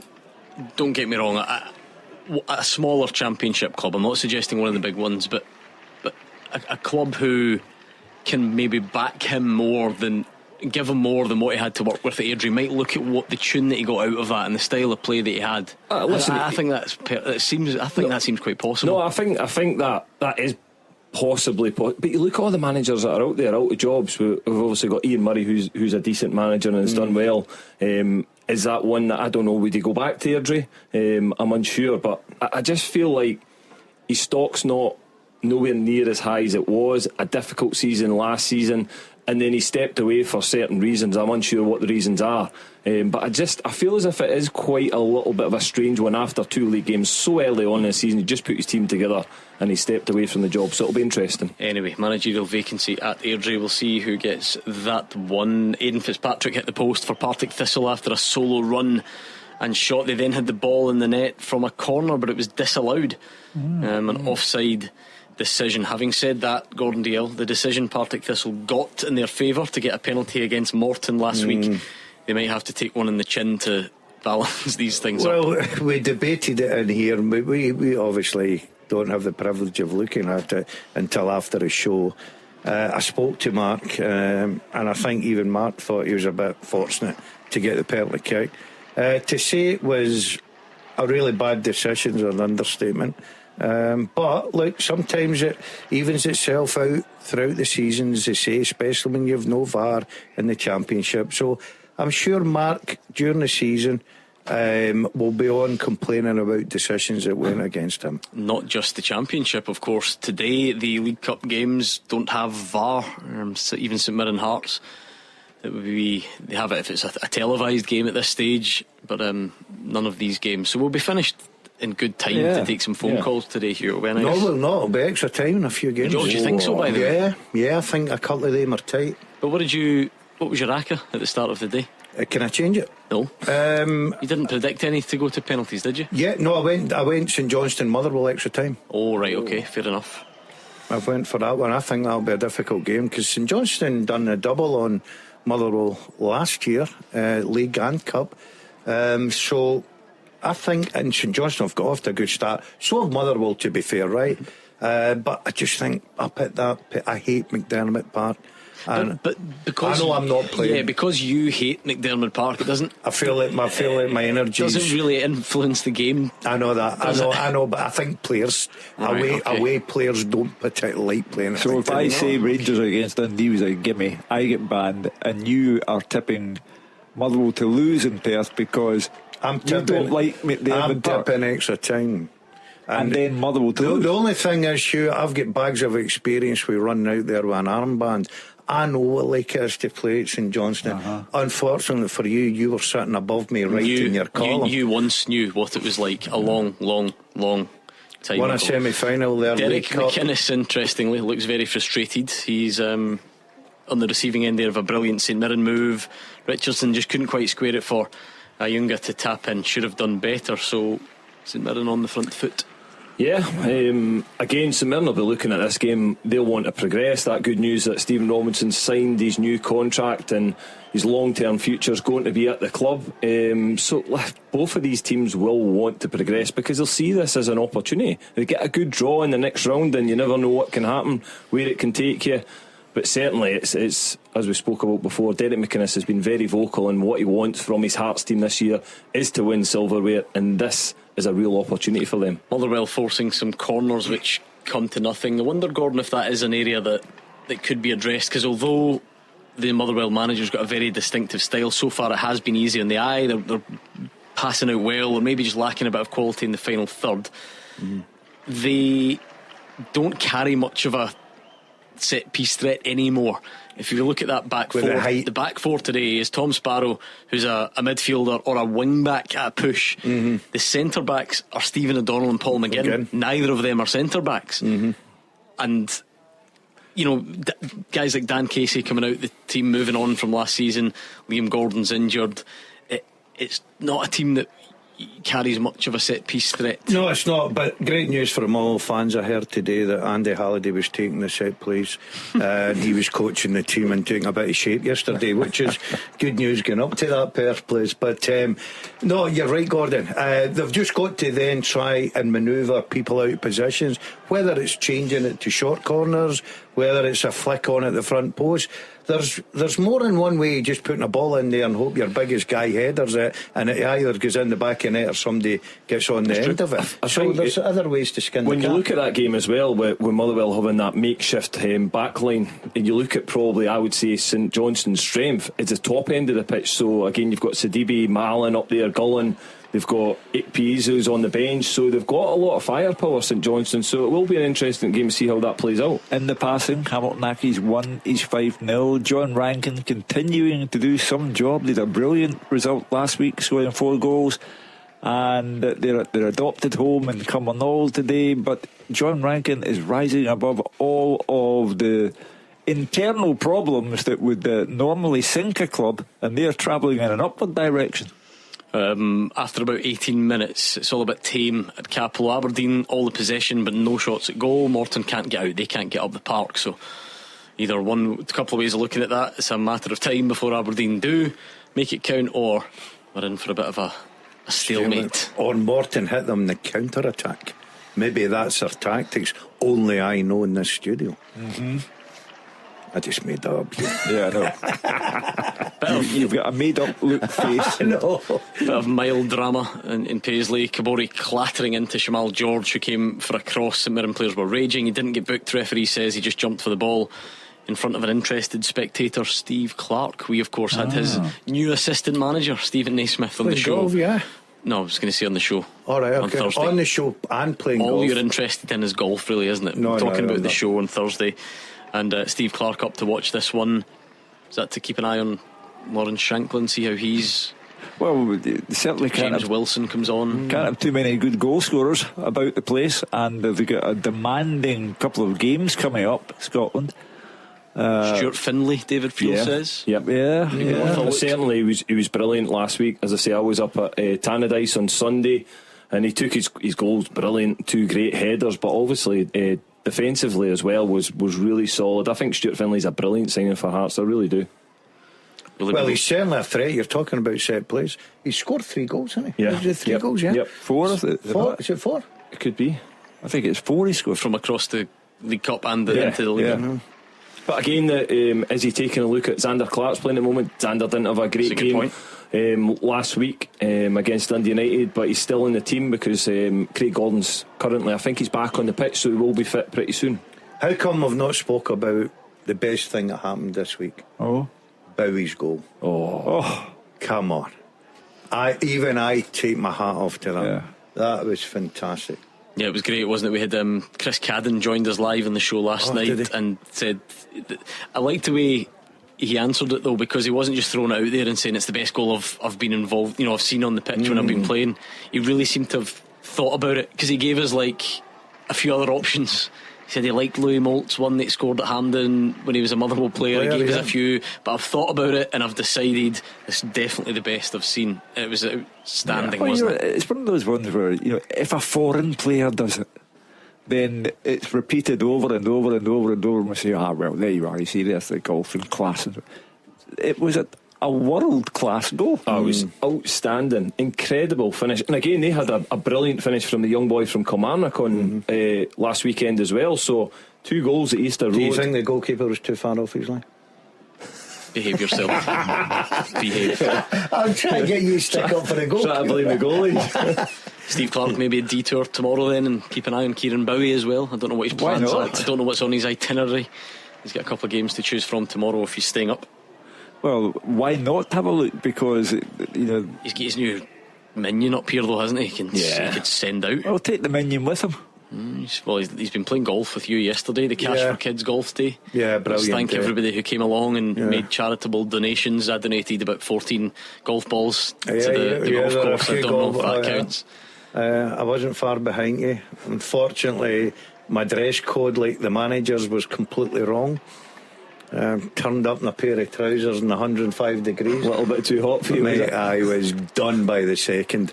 I drank about 4 bottles of water. You were in a bad way. I was in a bad way, Gordon. You got it all wrong. You've not been well this week. No. You were recovering. You were dehydrated. You were too hot. You were grumpy. I wasn't grumpy. I'm never grumpy. I was entertaining. I've got to say, the one thing if he does say so himself. Well, I met that comedian at the top of the hill and he was very impressed. Do you know what I don't like? When you meet comedians and you try and out-comedy them. It's really annoying. But he says he's going to the Edinburgh Fringe Festival. Yeah, because the guy offered him free tickets. What was his name again? Forgive me, that's terrible. Kevin Byrne? Brian or something. Byrne's the surname. What's his Jason, name? is it Jason Byrne? Yes, that's the one. Jason Byrne. He's absolutely brilliant. Hilarious he was. So you've changed your diet. You're going to the Edinburgh Fringe. Yeah. Are you undergoing some kind of late life crisis? Or? Do you know something? I'm on the verge of maybe even phoning Fraser Wisher up, asking him to go for a bit of lunch. That's how sad my life has become. Change, man. I know. Edinburgh City 0, Annan Athletic 2. Aidan Smith with a quick fire double there, down in League 2. First from the penalty spot, second from open play, and all of a sudden that game getting away from Edinburgh City. Morton have got a claim for a penalty. O'Halloran with the cross. It did hit Dorrington on the hand, but Fraser Wisher's happy. He feels the defender was just too close. The old proximity one. And of course no VAR, so that will be the last we hear of it, unless the manager has got a moan to get off his chest a bit later on. I'm a bit surprised Hugh no goals after 25 very surprised minutes. That's why we said at the top of the show there's a lot of tight games. Yeah, very tight. Yeah. We've not, like I say, no penalty there. We've not had loads of drama on that front yet. See the English Premier League get up and running quite quickly with a bit of controversy. Did you think that should have been a sending off in the Bournemouth defence last night? Did you miss this one? Were you still making your way to the TV following the show? I was trying to follow Celtic Falkirk and Liverpool Bournemouth. I thought it was marvellous. The goal scorer for Bournemouth, both goals terrific. Great game. Arne Slot, I really like him, and I wonder how Andy Robertson sees his future there now, because he's started on the bench. Phillips with a 20-yard drive for St Mirren, saved by Xander Clark. A good effort, was in great form. Killian Phillips scored 4 inside the League Cup group stages, so he'll want to carry that on in this competition, but couldn't do so yet. Ibrahim Said with a shot from about 25 yards out for Motherwell, low and well wide. No goal scoring chances at all really in that one. Aberdeen with over 70% possession at Capello, but neither side has had a shot of any description. Well, Morton will be obviously Dougie Imrie will be very pleased with that. Not the fact he's given up 70%. The fact he's given up 70%, they've not had a shot on target his goals. So it shows you they're very well organised. Morton, I did say it wouldn't be the easiest game in the world. But you look at Aberdeen though, Bizzler. I mean, 2 games. I concede. Tynecastle against Hearts and Celtic coming to your place, but no goals. Didn't look like ever scoring against either Hearts or Celtic, and they're still stuck in that rut. Yeah, look, there'll be a bit of pressure on them, Hugh. Of course there will be, because you're going down to a ground that you're expected to win. You're expected to be in the hat tonight for the next round. I don't know if I keep going on about the pitch. I know I've been there many times, and especially this time of season, a little bit bumpy and stuff like that, and it does become difficult, and all that added in. But I just feel that Morton this season for me is everything's concentrated on the League Cup. Capello the scene of your famous overhead kick that we used to discuss on the show quite regularly? No, Capello. Or was that Capello was at Wraith. Capello was a good hunting ground for me. I scored to break the Wraith Rovers goal scoring record. But it was against Morton, your overhead kick, wasn't it? Yeah, that was. Have you ever seen this? No, I'll have a wee look. Oh, mate. Do you know what? I usually try and fight back when he's bumming himself up, but it's a surprisingly impressive overhead kick. That's what I used to when I was single take that video at the dance. Very impressive. And I now know why he got a hip replacement a few years ago, because he was that high. But Hugh, remind us of your teaser, please. Now, this will be a feat in itself. There are 10 clubs in league action today. Partick Thistle and Alloa have not reached a League Cup semi-final since 2000, so discount them. 10 clubs in League Cup action. 8 have reached at least one League Cup semi-final since 2000. For each of those 8 teams, name the most recent manager to take them to the last 4. So it doesn't include Partick Thistle and Alloa from today, because they've not reached the semi in that time. But for everyone else, who is the last manager to take them there? No one's got them all right yet. We are asking a lot, I think, with 8 answers this afternoon. Igaman Prop, if you're listening, is the closest. He's got 7 out of 8. Well done. Well done, Igaman Prop. Has to rethink that St Mirren one though, but he's pretty close on the rest of them. Well, I've sort of alluded to it there, Hugh. We always try and eliminate wrong answers. Danny Lennon.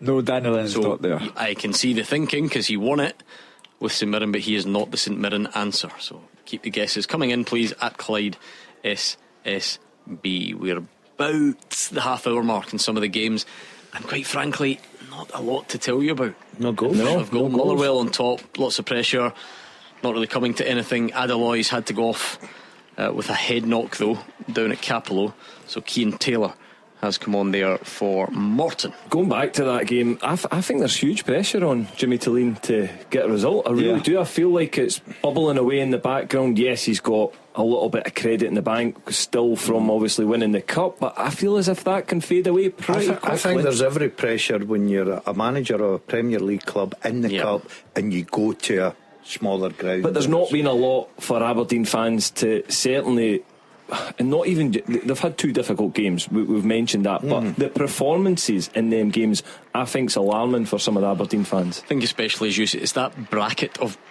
Premier League club as well, a Premiership club.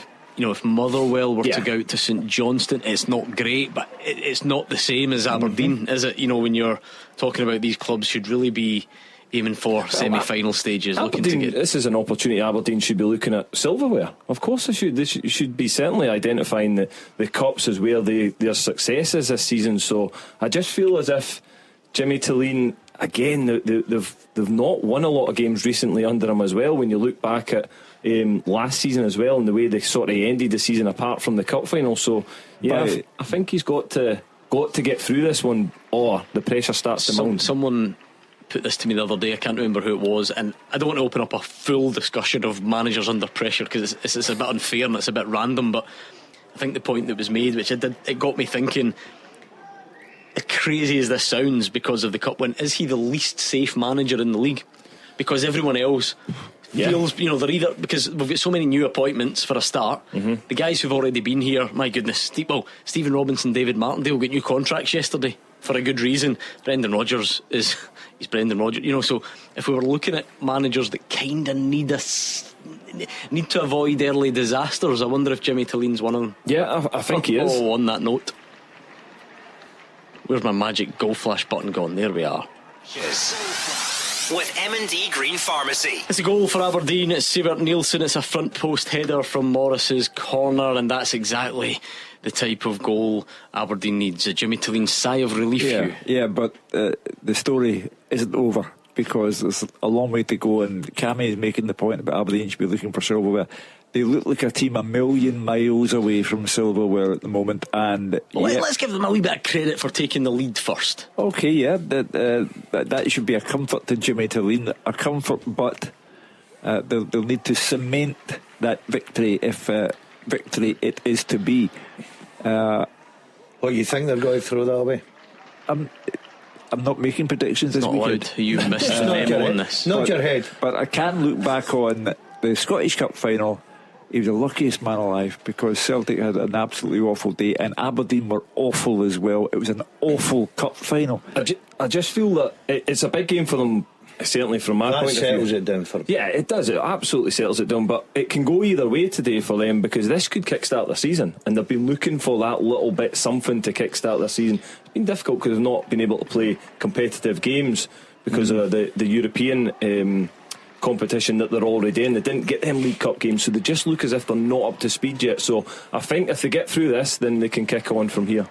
Gordon, today is for all teams really is just about getting through, no matter how you do 100%. It. But as Cammy said, if you're going to Caplow and you know Morton will make it hard, you've not got into your stride yet, you've not played a lot of competitive games, absolutely any lead will be of great delight, I'm sure, to Jimmy Tillene. It takes that slight pressure off of if Morton had to score a first goal. Yeah. Because then you're thinking, oh, hold on a minute, and you look at the clock and, we're not back in level terms, and Morton are starting to dig in and throw their bodies in front of everything and make it difficult for you. So for a Premier League team away from home to score that first goal, you're thinking, right now as it stands, Morton need to score 2 to put us out of the cup, and I don't think that's going to happen. Right, so I think it gives you a little bit of pressure off you. They can go, they're dominating the game. We've heard Fraser saying 70% possession. They've obviously got the first goal. Look, I think I don't see any way back for Morton. But I think it's a good game for Morton as well to get them up to speed against what we would call one of our top teams. I'm just texting Billy Davies here to say Dazzler written you off.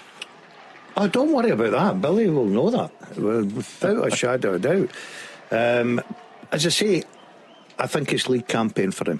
Goal flashes with M&D Green Pharmacy. St Mirren 1, Hearts 0, and it's your pal Alex Gogic with a volley from the set piece. He doesn't score too many, but he's popped up with what could be an important one here. We said that Derek McInnes was looking frustrated earlier on. He's publicly said silverware priority for Hearts this season. They've got a job in their hands to stay in this cup competition. A spectacular finish from Alex Gogic. Someone actually phoned in and said that who was it? What club was it? Celtic or Rangers should sign? Yes, Rangers, I think. Yeah, but listen, I know you will not believe me because I hate saying this. See, when you start a sentence like that, you kind of. Well, is there a think about that? It didn't work in my ex-wife, so I don't know how it's going to work. Use right, but I've got to say, he shouted over me, Dazzler, I fancy one on Saturday. No, but he didn't, did he? So why do you have to put that bit in first? Mate, about you won't believe me. He did. That's what. There you go. I told you wouldn't believe me. Straight away, he doesn't call you Dazzler. I'm not buying that for a second. He does. Well, I speak to him most days at school. All right, okay. I pick up my granddaughter. His kids now go to the same school. So this is the this is the St Mirren, this is the Alex Gogic, this is the atmosphere that Rangers have chosen to enter next weekend, rather than have a break before the second leg of the Champions League playoff in Belgium. So the decision is in their own hands now. Yeah. We all know why they've made that decision, because of the poor start that they've had in the league, and then the potential of being so many points behind at the top of the table already. So, but listen, that's a big goal for St Mirren, because they'll want, as was mentioned before, to progress. They're a good team at home, and again, there's that feel-good factor around the club because the manager signed a new deal. So yeah, it'll be interesting. They are happy with the goal, not happy with the ref though, because Magnussen's now caught back as high. Could have very well got a second booking. We said last week though, the referees are sort of getting it drummed into them this year that the second bookings need to be bang on. Don't have anyone getting sent off when they maybe don't deserve it. Of course, sometimes that can go the other way, but nevertheless, he stays on for now. I wonder if Derek McInnes has a decision to make. Goal flashes with M&D Green Pharmacy. Morton 0, Aberdeen 2, and could this be a big one personally for Kuseni Yengi? He's been much maligned already since he came in. Lots of criticism, didn't score a goal last season, so fans are wondering if he's the man to rack up an appropriate goal tally for the Dons. Well, he's up and running now. Morton 0, Aberdeen 2, and all this pre-match talk about potential shocks is looking very silly, but that's what we're here for. Yeah, it looked a reasonable prediction to make at 1 minute to 3. Doesn't look so clever now. If Aberdeen were to blow a 2-goal lead to a championship team, then Jimmy Tulane really would be in bother, but that looks like game, set and match time. Yeah, very simple finish. It's a tap in, he couldn't miss, but Gordon, sometimes, well, you'll know more than the rest of us, how good is that if you're a striker, especially one like him? We're already in this immediate world where people write you off after 2 games. You get a tap in and it just changes that story. Gordon, I swear in this my career, every season I start at the new season, the one thing I only want to do is get my first goal. And it's amazing. It just lifts the pressure off you. I remember going, what was my worst season? I remember going 35 minutes in a game and I hadn't scored, right? And I started not panicking, but eventually it was 3 that day. But it'll be brilliant for a lad. It doesn't matter how it gets in, but there's nothing better. Your eyes light up, it's a tap in, it's your first goal, and all of a sudden everything just lifts off your shoulders. His performance against Celtic last weekend was laughably poor, so I'm glad for him that he's got his tap in, and the Aberdeen now look an absolute shoe-in that game. I bet you wish you're sitting in that Capello stand and now thinking, shouldn't have went up against Dazzler. Why did I try and create an argument against this man? He said Aberdeen he thought would win. Yeah, but I don't agree with the Dazzler. It won't be that easy. 2-0 so far and it's not even half time. Couple of games that we don't have a goal in. St Johnstone 0, Motherwell 0, and Partick Thistle 0, Ayr United 0. But Partick Thistle have been very dominant in this first half. Mitchell's now had to make a save from Logan Chalmers. I told you about the offside goal. There's been a few. Tony Watts had another one saved by Mitchell. So Thistle have been well on top. As always, you can spin that both ways. Is that encouraging? Is it a sign of things to come? Or do you start getting frustrated that you're not making your dominance count? Both for me. I think it's encouraging that you're dominating most of the game, you're creating the chances. Frustrated that, come on, take one of them, give us that lead that we deserve. Coming up to half time, it'd be a brilliant team talk for Mark. So a little bit of both, but that's one that'll go right to the wire. Yeah, if they're on top, they'll want that goal before half time, because they know that Scott Brown won't be happy if they've given up a lot of possession, a lot of opportunities. His team talk will be to get them out and try and change it, whether he makes tactically any changes at half time as well. So they'll want that goal while they're on top, because again, you would imagine Ayr will get some sort of spell within that game. Can you imagine Thistle win, draw Celtic at Celtic Park in the quarter-finals? Mark Wilson goes to Celtic Park as a manager. The hero's welcome he'll get. Yeah. I can just imagine. Listen, Alec Ray would get a better welcome at Celtic Park than Mark Wilson. 4-1 Stirling Albion won in League 2. Martin Rennie's penalty 4 minutes before the break, levelling things up there. So we do have games down the divisions. That said, it would keep you up to speed on East Kilbride leading Stranraer by a John Robertson penalty to 0.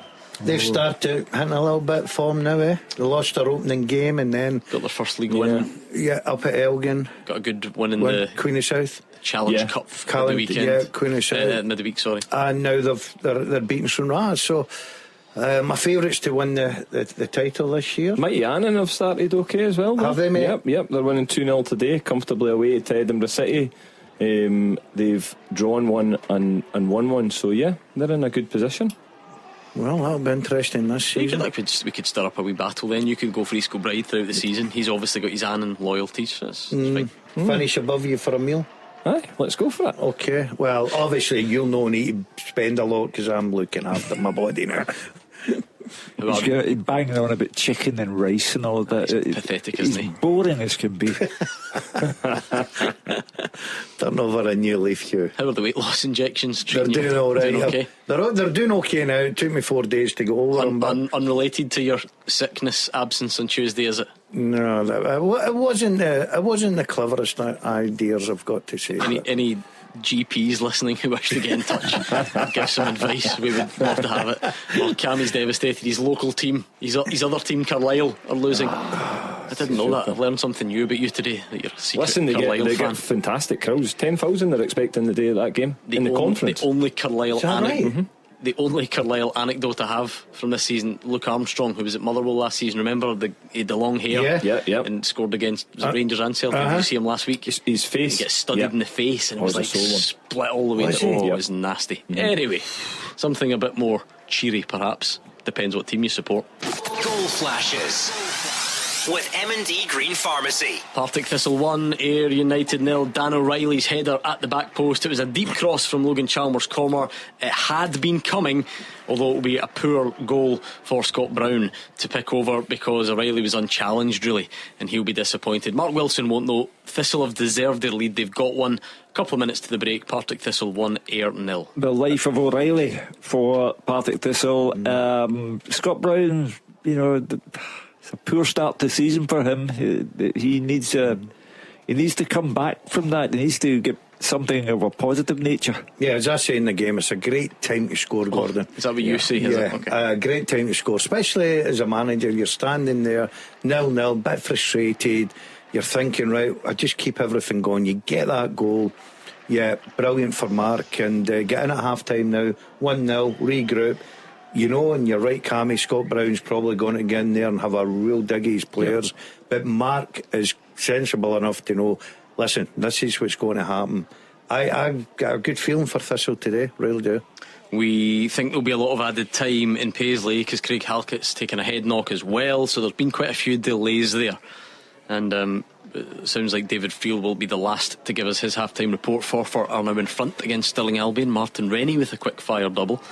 Hugh, should we round off the teaser? Why not? I think we should. There's one on there that I'm interested in hearing the answer to, but let's go through them. The first half teaser with the scottishsun.co.uk/football for the best football news and opinion online.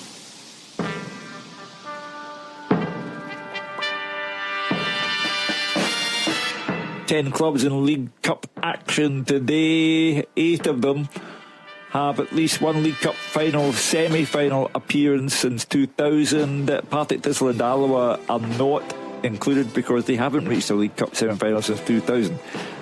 So for each of the 8 teams left, name the most recent manager to take them to the last 4 in that competition. Morton, Jim Duffy. 2-0 defeat of Aberdeen, ironically. Aberdeen, Jimmy Tilleen. Well, we give him his big moment here, Gordon Dalziel. Who was the last Ayr United manager to take them to the League Cup semi-final? Brian Reid. It was. Well done. And it says here in capital letters, not Gordon Dalziel in 2002. If it was a final, it would have been Gordon Dalziel. Well, for Aberdeen, it's Jimmy Tilleen, although he might want to forget about it because Celtic won 6-0 in that semi-final. For St Johnstone's, Callum Davidson. Yep. Motherwell, Stuart Kettlewell. Rangers, Philippe Clement. St Mirren, it was Jim Goodwin, a 1-0 defeat against Livingston in 2021. And for Hearts, Stephen Naismith, a 3-1 defeat to Rangers. Whatever happened to him, eh? Well done if you got it right. It took a while to get there. I don't think we had loads who got it all, but well done to Scott McScott in third place. Dirty Dazzler, stop it, in second place. Love it. And Iggyman Prop was the winner. Well done. We'll have a Who Am I in the second half. Craig Halkett's fine to continue with the aid of the old, is it the Terry Butcher bandage? Is it a Rabsy Nisbet bandage? Call it what you want. He's got the headwear on and he soldiers on. Killian Phillips is now down with a sore one after a Cammy Devlin tackle. That game always had that written all over it, didn't it? A bit of physicality. Yeah, as I say, that's what Rangers have got to look forward to next weekend. Derek McInnes, from the very start when he brought us messages from Paisley, it was about Derek being agitated, irritated. Now he's agitated, irritated, and a goal down. So it's not quite the start to the season that Hearts have been enjoying so far. 5 minutes added on there, but that will go on, because remember, it's always a minimum of 5 minutes. I think we've had some stoppages within that, so we're not done yet. Phillips is now holding the back of his knee, which might be a bit slight concern too. Did both clubs get offered the chance to have VAR and decided not to pay for it? Or that's generally, I think that's the way it operates. So it's because obviously if it's Partick Thistle, they don't have it anyway. At Morton, they don't have it. So usually what you see at these stages is the televised games. But the two Premiership clubs, St Mirren, Hearts, playing each other, you'd have thought. Nah, I think if we look back in the last few seasons since this has been in existence, they tend to not, for whatever reason. So there we go. Killian Phillips is okay. He's up. That will be a bit of a relief to Stephen Robinson. Elliot Watts just flashed a free kick across goal, but it missed everyone. So again, a bit of a damp squib in front of goal, that one. Motherwell probably shading it in terms of territory and possession and openings, but nothing really clear cut in front of goal. In the first weekend of the English Premier League season, life after Ange Postecoglou as his Spurs are coming off the pitch 1-0 up against Burnley. We are getting our half-time whistles now as well, down the divisions, but still waiting for our first one in the Cup. I suspect Fraser Wishart or Dave Galloway might be the first to get in touch, because there's not been as many stoppages in those ones. We'll check in with Paisley a bit later on. It's the walking winded a bit there, kicking lumps out of each other. And now a bit of a chance though for Hearts. That man we spoke about, the goal threat, the goal machine, Stuart Finlay. Not Lawrence Shankland. He's headed over at the back post. St Johnstone fire one over from the edge of the box. So again, Hearts have brought in a set piece coach this season. So they brought him in the summer, so that's obviously made a difference. Certainly last week with Stuart Finlay's goals, they seem to be getting more opportunities. So all three were set pieces last week, weren't they? Goal for Hill. Gordon Dalziel always talks about scoring at a good time, but which way has it gone? Goal flashes with M&D Green Pharmacy. Partick Thistle 2, Ayr United 0, and it is Logan Chalmers, 25 yards. Former goalkeeper at Partick Thistle, Mitchell, didn't move, he was unsighted. Mark Wilson will be hoping that is game over. Big half-time team talk coming up for Scott Brown. Half-time at Capello though, Fraser Wishart. Yeah, Morton 0, Aberdeen 2. Good professional performance from Aberdeen. Total domination of possession. They've not created many chances, but the two key chances saw goals from Sivert Nielsen and Kusini Yenge. And at the other end of the park, Morton haven't had the sniff at Mitrov's goal. They've hardly been in Aberdeen's penalty box. The Dons started brightly, setting the tone for the game, as we thought they might try and do, pushing Morton back. Morris and Yenge got to the byline. Good low crosses, cleared in front of goal by Moore and Longridge. Morton really struggling to get hold of the ball at all and get up the park. Mitov for spectators. 22 minutes though, Morton had a claim for a penalty, and Michael Hall on the right hand side, his cross hit Alfie Dorrington on the hand. It was a clear, the ball hit his hand, but Matthew McDermott said no, and I thought rightly, because the defender was so close to O'Halloran when he made the cross. Real blow for the home side in 27 minutes. Tommy Adeloy went off with a head knock. Cian Taylor on, change of formation, going to a 4-2-3-1. Ali Crawford pushed forward to 10 roll, but that made little change in the game and nothing happening at either end. But Aberdeen in total domination. Shayden Morris with the first effort at goal on 27 minutes, 20-yard shot blocked by Longridge. But then 3 minutes later came the opening goal. Aoichi with the in-swinging corner in 32 minutes. Sivert Nielsen's front post run, flicked his header into the far back post, into the back of the net. 37 minutes, 2-0. Morris again involved, 20-yard shot. It was parried to his right hand side by James Storer. Milanovic was first to react. He got to the ball and passed the ball low across the goal, and Yenge 1 yard out tapped the ball into the net just as strikers like it. He couldn't miss it. So all very straightforward for for the Dons so far. Really hard to see a way back for Morton. Been nothing at all for the fans to cheer so far. Half time at Capello, Morton 0, Aberdeen 2.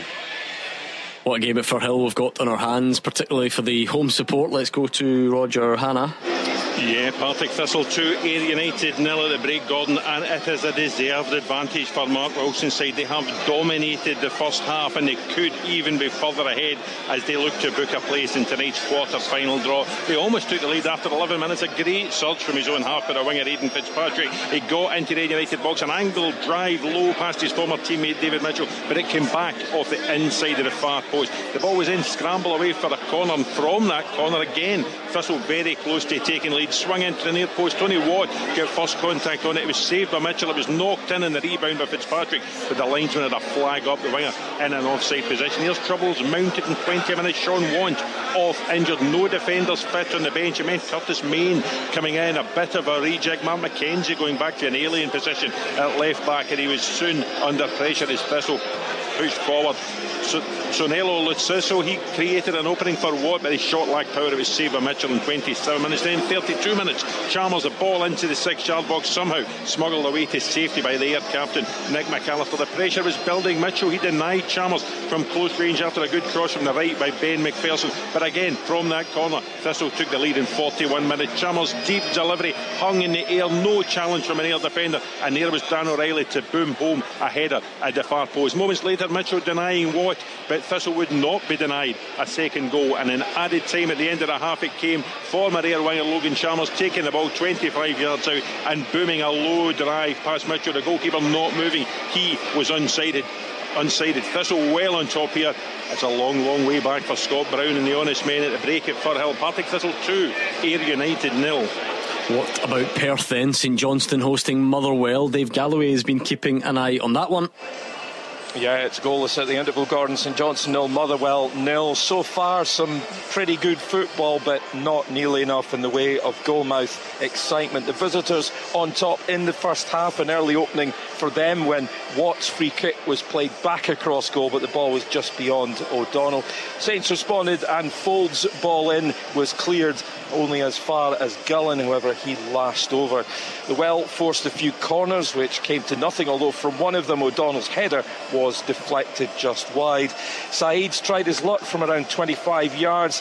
His low effort was off target, but they came close when Longello made a very fine run down the left hand side, flashed the ball dangerously across goal, and Boys almost scored an OG by slicing his clearance over his own crossbar. And Watt flashed a free kick right across, however it missed everyone. It was so inviting, just needed a touch, but almost on the whistle into stoppage time in the first half. A really good chance for Saints. Diabate though should have done better with as I say, in first half stoppage time. The ball sat up nicely for him just on the edge of the penalty box, but he showed a lack of composure and blazed it well over. It's finally poised at the interval. St Johnstone 0, Motherwell 0.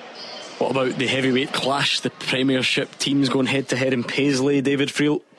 Yeah, heavyweight clash. Gordon half time, St Mirren 1, Hearts 0, and Alec Gogic take a bow. What a goal. It must be the best goal of his career so far. He doesn't score many, but a spectacular volley to put St Mirren in the lead. I don't know what Gordon Dale's been saying him at the school gates, but he's certainly taking the advice on board. What a goal from the big man. Stephen Robinson's men fully deserved the lead. They've been excellent, but Hearts by contrast have been so poor. Derek McInnes, as soon as the half time whistle went, he sprinted up the tunnel. He will surely look to his bench at the break. I'd be amazed if he doesn't make 3 or 4 changes. They've been really poor. The Hearts manager's been really animated in the touchline. He isn't happy with what he's watching, and at this stage they're heading out of this competition. St Mirren, as I say, they're just the best of it overall. With the first chance, Michael Mandron shot saved by Xander Clark. There was a bit of flow to their play. Keanu Bacchus, really clever pass for Jaden Richardson. He couldn't find Jonah Ayunga with a low cross. Killian Phillips then had an effort. Hearts really slow to get going. They never found their strike. Craig Halkett headed over. They have been a threat from set pieces, but St Mirren upped it again. Took lead in 34 minutes. Keanu Bacchus short free kick to Declan John. He picked out the unmarked Gogic. Still had so much to do, probably about 10 yards out. Went for the acrobatic volley, surprised absolutely everyone, and it flew past Xander Clark. What a goal it was. Things could have got worse for Hearts. Thomas Bent Magnuson, he'd got an early yellow card. He was then really lucky to avoid a second yellow for taking out Bacchus. Stuart Finlay did head over in injury time as Hearts came close finally, but St Mirren well on top, and as I said, don't be surprised to see several Hearts changes for the second half. Half time, St Mirren 1, Hearts 0. And we will do a full roundup of the half-time scores when we return. Team with the biggest support in Glasgow and the West. This is Clyde One Super Scoreboard. Half-time scores coming in from around Scotland. Of course, it is League Cup day. That is the priority. I'll give you some of the other scores as well, but the way things stand at the break in the League Cup: Greenock Morton 0, Aberdeen 2, Partick Thistle 2, Ayr United 0, St Johnstone 0, Motherwell 0, and St Mirren 1, Hearts 0. Rangers against Alloa this evening is a 5:45 kick-off. Down the leagues, we've got a League 1 card: Cove 2, Montrose 1, Hamilton Accies 1, East Fife 0, Inverness 1, Stenhousemuir 1, Queen of the South 1, Peterhead 0. In League 2, Clyde 1, Spartans 2, Dumbarton 0, Elgin 1, East Kilbride 1, Stranraer 0, Edinburgh City 0, Annan 2, Forfar 2, Stirling Albion 1. I'll quickly do the English Premier League since it is back. Aston Villa and Newcastle goalless. That's finished at the break. Brighton 0, Fulham 0, Sunderland 0, West Ham 0, and Spurs 1, Burnley 0. We will be back for the second halves next. The fastest goals, the expert opinions. This is Clyde One Super Scoreboard. We're back underway at some of our League Cup ties. Restarted at Capello. No subs there, just similar teams, or same teams I should say, that finished the first half. We must still be during the break though in Paisley. David Friel, what's the overriding feeling here ahead of the second half? It's in St Mirren's hand here. Gordon, they've been really, really good. They've just been front foot, and I think when you look at the Hearts team, they've obviously changed the formation and went for this 3-4-3. It just hasn't worked at all. Kabori hasn't really had an impact in the final third, same with Kizarizis. And Ocean McIntyre has been so strong in the middle of the park, he's been kind of shifted out to the right, and that hasn't suited him either. Just looking at Hearts players coming back out to see if there's any changes. Yeah, Benny Bedingham's certainly coming on, and I think it looks like Claudio Braga as well. The Hearts fans have been chanting his name for pretty much the entirety of the first half, and I think that was a message to Derek McInnes, and it looks as if he is going to come on at half time. I'm not surprised at all. They just haven't hit their stride. I've been really impressed with Hearts so far this season. They've been so far off it. St Mirren, it's just what you expect from them. The 3-5-2 formation, two big guys up front, they're such a handful, but then behind that they've got really good players in Bacchus, O'Hara, Killian Phillips, who's been absolutely everywhere. So look, it's in St Mirren's hands, but I'm not surprised that in fact Elton Kabangu is also coming on, so it's 3 Hearts subs at the break here, and Derek McInnes, I'm sure, has some choice words for his players at half time, because he was not a happy man in that first 45. Clyde One Super Scoreboard Goal Flashes with M&D Green Pharmacy. Get set for the season with expert pharmacy support. I think we're quite poised nicely in some of these. Hugh Keevins, Partick Thistle will hope that they're out of sight. Aberdeen will hope that they're out of sight, but you'd expect a Hearts reaction. And then it's very much in the balance between St Johnstone and Motherwell. I think a triple substitution at half-time tells you all you need to know with regard to Derek McInnes, to bring on Kabangu, Braga, Beningame. He's obviously spotted the serious flaw in his team in terms of their intensity, and he's going for it big time second half. Not surprised. I don't think Derek would have put up with the first half. Listening to David Friel's report at half time there, and you're quite right. When you've got a squad in the quality that Hearts have got this season, then why not? I always think Braga, that the Hearts fans have taken them right away. They love him. Mm-hmm. Why wasn't it there from the start? Kabangu apparently got 3 goals midweek in that 8-1 going over of Ross County. He's come around to the idea of getting them on the park kind of late in the day, but not so late that it's irretrievable. It's 1-0 St Mirren, but Hearts are really going for it now. Who was it the Hearts fans have taken to? Braga. This guy. All we need is Claudio Braga. I'm just going to play it every time you mention. Every time he gets mentioned. That's what I'm committing to this season. Every time he gets mentioned, we need to play it. It is that good. Is that the first time you've heard it? Yes. Oh, seriously? Yes. Who is it sing it? It's great. A fan made it up. Brilliant. I'll play the full thing. He's got 3 verses and a chorus. Is it? Oh, it's incredible. It's an absolute masterpiece. That's the song of the season. It's very so good. far. It is very, very good. 5-goal thriller between Forfar and Stirling Albion so far. 3-2 now. Russell McLean pulling one. No, I take that back. Forfar 4, Stirling Albion 2. Ross McLean has got a quick fire double at the start of the second half. I feel like I've been mentioning a lot of quick fire doubles for players today in the Scottish lower leagues. But there we go. St Mirren have made a change as well. Tanser for Declan John. They're the ones with the advantage. You would expect a Hearts response. And Gordon would Motherwell be looking to up their attacking intent. You know, it's all right. You get maybe a bit of allowances because it is early on in the season, and Rangers is one thing. It's a good result. Play well against St Mirren, but it's clearly going to be that sort of cutting edge bit, isn't it, that holds them back, if anything. Yeah, bit of sharpness as well, Gordon. I don't care who you are, you want a cup run. You want to be in the hat tonight for the next round. Of course you do. It was always going to be a difficult game. It'll be a tight game. It'll be interesting to see how it develops in the second half. It's not been an exciting game, according to Dave up there in Perth, but one goal. I said earlier, I just a sneaky, I could be wrong, that could go extra time, maybe all the way. Ooh, well, long afternoon for Dave Galloway up there if that's the case. Remember Todd Cantwell? We used to speak about him regularly in the show, didn't we? I notice he's just scored for Blackburn against Birmingham. There's a player who scored for Middlesbrough that at one time looked like he was going to be a Scotland midfielder, but I think he's sort of back to pinning his hopes in England. Hayden Hackney just moved to Middlesbrough. And speculation linking him with a move away from Middlesbrough, but he's put them one up away to Alex Neil's Millwall. See, you can make any of these games about Scotland. We can try hard enough. I'm still looking for another quick fire double in Paisley because banned from predictions this weekend. It would just be the tin lid in it if my predicted winners of the Premier Sports Trophy went out. Do you know what I thought you were going to say? That you had predicted most of the results here. No. When we know we'll you haven't. We'll never know. No. When we know you haven't. We'll never know. We'll see. It's a 1-week suspension for now. He's back next week. So is he back next week? For now. If he steps out of line again, we'd need to revisit it. But yeah, he's fine. He's fine as things stand. Hugh, you ready for your second half teaser though? We don't let you off completely with all your responsibilities. The second half teaser with the scottishsun.co.uk/football for the best football news and opinion online.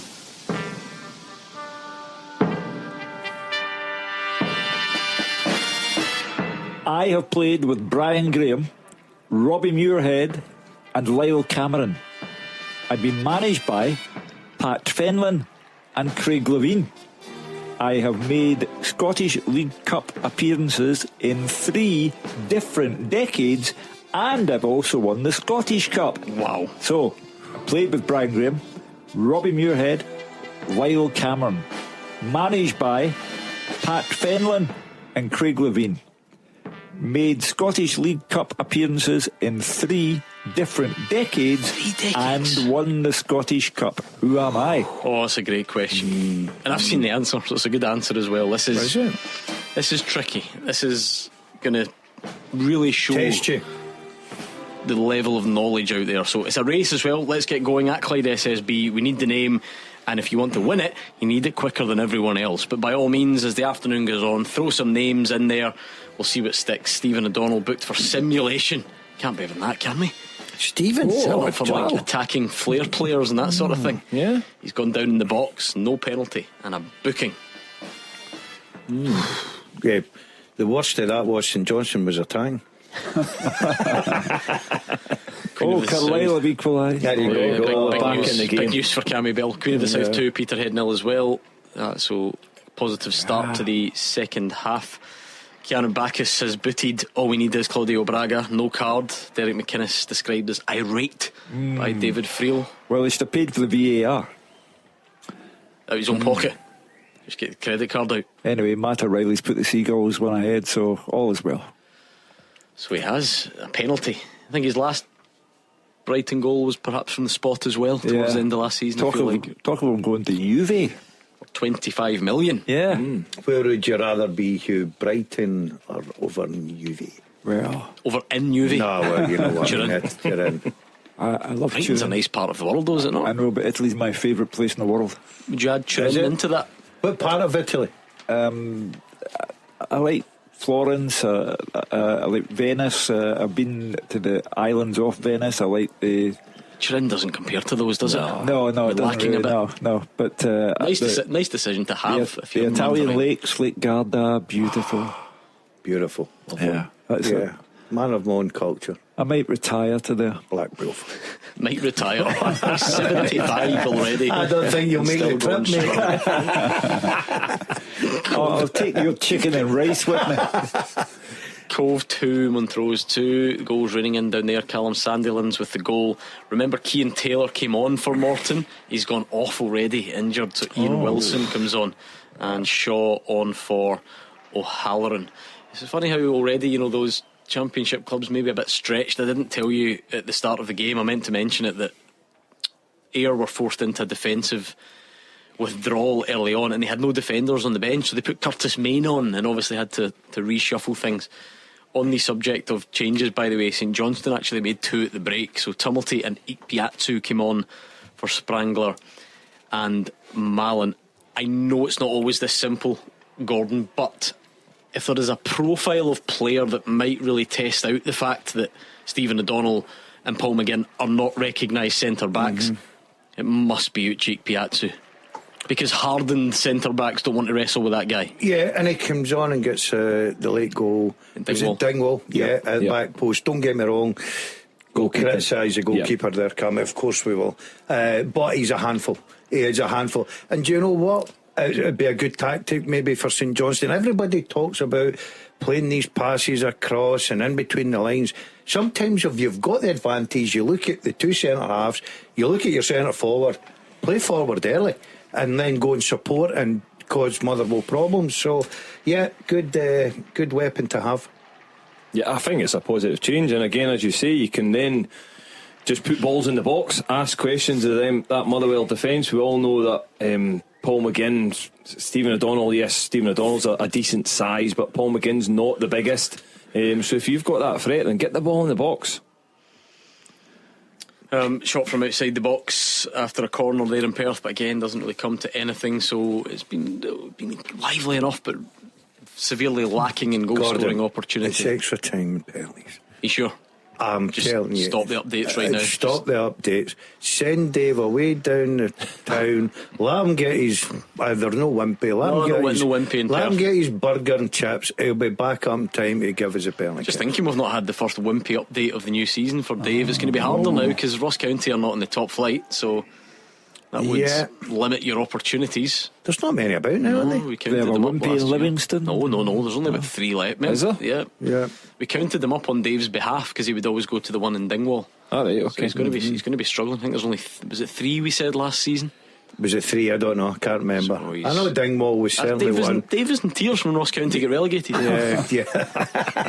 Honestly. Oh, poor Dave. And the night shift bus. Remind us of your teaser, please, Hugh, and we'll maybe do some wrong answers already because I think this is going to be tough. I have played with Brian Graham, Robbie Muirhead and Lyle Cameron. I have been managed by Pat Fenlon and Craig Levine.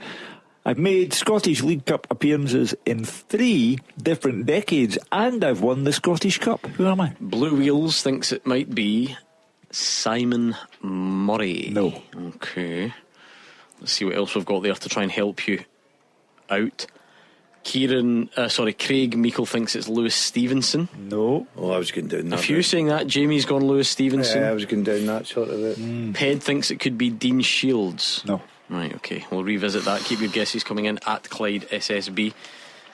I think some of you are, because people always get it. The knowledge out there is outstanding. So I've got absolutely no doubt we'll get some correct answers. Get your thinking caps on and send us a tweet at Clyde SSB. This is not the type that you'll get, Gordon. Right, go. Nah. I won't get this. No, okay. I just can't see it. Yeah, I'm just. As an experienced player, I'm putting that in my head. Know what I mean, Cammy? Well, obviously, if you no, played I've in worked 3 that one different out decades. If you've played in 3 different decades, you're now telling us you've discovered that he's experienced. Oh, I'll tell you where I'm going. Down the road, I always go. What's that? You know, I know, everybody knows. Goalkeeper. Yeah. You think it's a goalkeeper? Maybe. Okay. Oh, there's a smile on the face. But come on, Cammy, you should know that. Don't know. Spurs 2, Burnley 0, Richarlison with Spurs second on the hour mark. I suppose it'll be a positive start to life after Ange, but then again, the promoted teams always get relegated now in England, don't they? Is that 2 seasons in a row, all 3 of them? Yeah. Did Ange just go back to Australia? Yeah, there was a video of him eating a steak in Greece or something last week, and it was quite awkward. You know, the old Salt Bay type, where the guy in Dubai would sprinkle the salt on. It was like that type of arrangement, but I'm sure the guy fed it to Ange, and it just made me think, like, he's clearly relaxing and letting his hair down, because the guy that was up here would not let another man feed him. And get it videoed. You know, it just didn't strike me as the type of. He always said, would you let somebody feed you? If I got a 10 million payoff, I would have somebody feeding me. They'd be walking about with me. Let me tell you now. Give me that grape. How do you know you get 10 million? Well, I'm just making up. Hugh, I've worked with you long license. enough. I'm just making it up. You're criticising the journalistic profession, and then you know what? Here. Well, the rumours was he was getting 10 million payoff. Again, you've made that bit up, but it will have been a lot. So I agree with the sentiment, actually. Okay, you get millions. Sunderland are back in the top flight, of course. They're 1 up. I get my first grand, I'm getting somebody feeding me. Never mind millions. To West Ham. Do you know, actually, there are correct answers on that teaser. Really? It's amazing how clever our listeners are. I know it might sound patronising, but genuinely, my brain could never work. These questions, I think, are so difficult, and people get them straight away. I reckon this guy's retires, you know. I mean, just nod your head, because I think I know who it is. Well, to be fair, to have played in 3 decades, there's at least a good chance you're retired, and if you're not, you're obviously you're hanging on at the end. So I've got a fair idea who this is. No, you don't. Yeah, I do. Write it down then. Put your pen where your mouth is. Come on then, write it down. Go on, Daz. Check his phone, Cammy, to see who texted him. Do you want to check, man? No, never. Have I looked at my phone? Don't ever look I at that phone. don't think you actually have. Thank you, mate. Don't read it out, Cammy. Just I won't. What are we saying, Hugh? He's got it. Not having it. Excellent. He is the man. New season, same cheating. I just haven't figured out how you're doing it. What about that, Cammy? Oh, right next to a legend, yeah. Right next to a legend. You know, I didn't look. If I to be fair, you definitely didn't look at the phone. That's tremendous. What I did quite simply was when I said goalkeeper and he smiled, ruled it right out. Right, okay. Because I've worked with him too long. So hold on. Bit of mind games. Even at that. So by me apparently revealing that it's not a goalkeeper, that led you to narrow it down out of every other player on the planet to this one guy. That's clever. And then I started putting the wheels in motion. I was, but you could see it, couldn't you? You could see it. Jigsaw. Always start from the outside and work in. Anyway, right, keep your guesses coming in. You now have the knowledge that you won't be as fast as Gordon Dalziel, and I know that could ruin you, but at Clyde SSB, keep the guesses coming, please. Still no goals in Paisley, still no real updates from Firhill in the second half, but from Perth, there's no goals. We had the goal in the first half in Paisley. A couple of changes for Aberdeen. They look comfortable now. Keskinen and Boyd on, Morris and Milanovic off. 2-0 up. Can't really see anything majorly altering there, can you? No, I'm getting seriously concerned for Hearts, though. You know, they've tried Kabangu, Braga, Beningame. They're now gone. Still a long way to go, Hugh. I think all the games apart from Aberdeen, Morton's in the balance here, right? Yeah. Obviously St Johnstone, that says it for itself. If Ayr can get the next goal, all of a sudden, by pressure, Hearts get the next goal, they're back in it as well. Shanklin's just had a header. It was saved, just couldn't quite get enough purchase on it, and not enough power. However, they have had more territory now, Hearts, so they look a bit better, a bit more threatening than they were in that first half. Which you would expect, because you expect a reaction from a Derek McInnes team, because I'm pretty sure he had a firm team talk at half time. We've seen it with the changes, 3 players coming on, so yeah, you would expect a different Hearts side, but again, they're facing an experienced manager in Stephen Robinson. He would have had that conversation with his team. If you bring on 3 players at half time, Benengame, Kabangu, Braga, did you pick the wrong team in the first place? No, yeah. It's a squad game now, isn't it? Yeah, and plus the fact things could.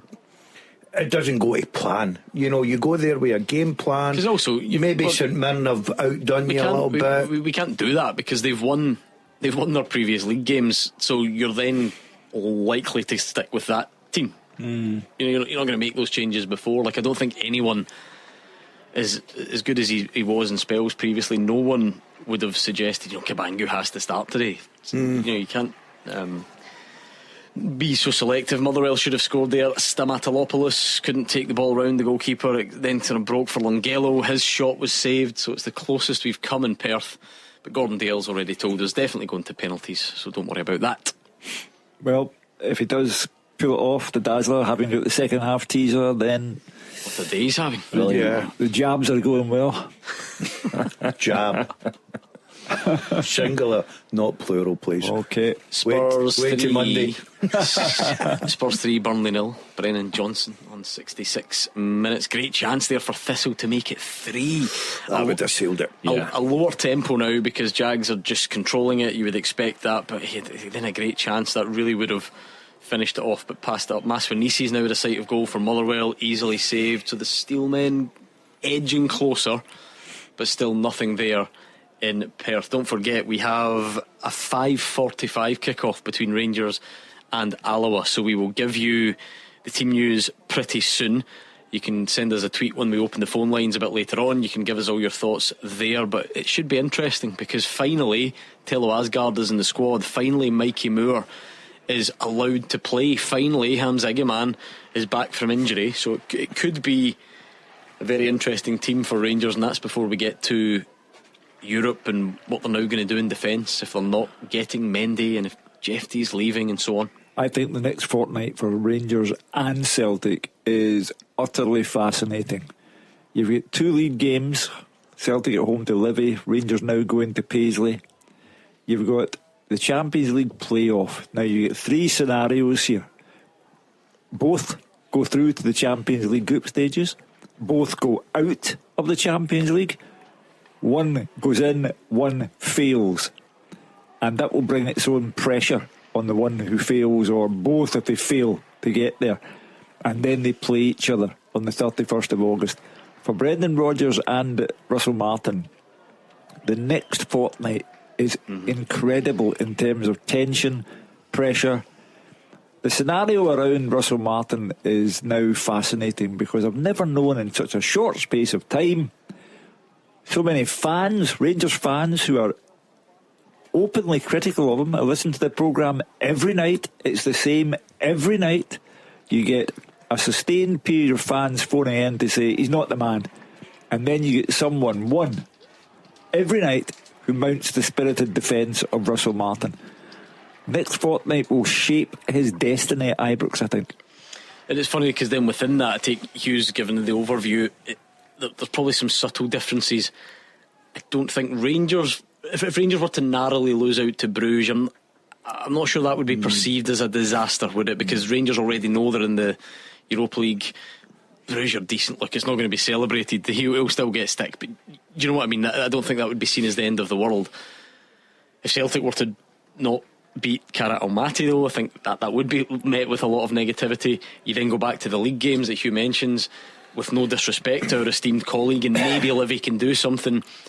I know what fixture most people would choose out of home to Livy or away to St Mirren, so it's going to be fascinating. No, very, very fascinating week. Certainly a couple of weeks with regards to transfers, the fixtures that are coming thick and fast for both Old Firm teams. So yeah, I think Rangers, I agree with you, Gordon, that I think if they lose out narrowly, then it's more accepted than certainly Celtic going out with the Champions League. But yes, it's massive for Rangers. The next 2 weeks are really, really big. I think that game over in St Mirren next weekend's a really tough game they need to navigate their way through in between these 2 huge Champions League qualifiers. So yeah, fascinating times and huge pressure on Russell Martin already. Well, we'll go to Ibrox very soon and get the team news. Looking forward to finding out what that team does look like.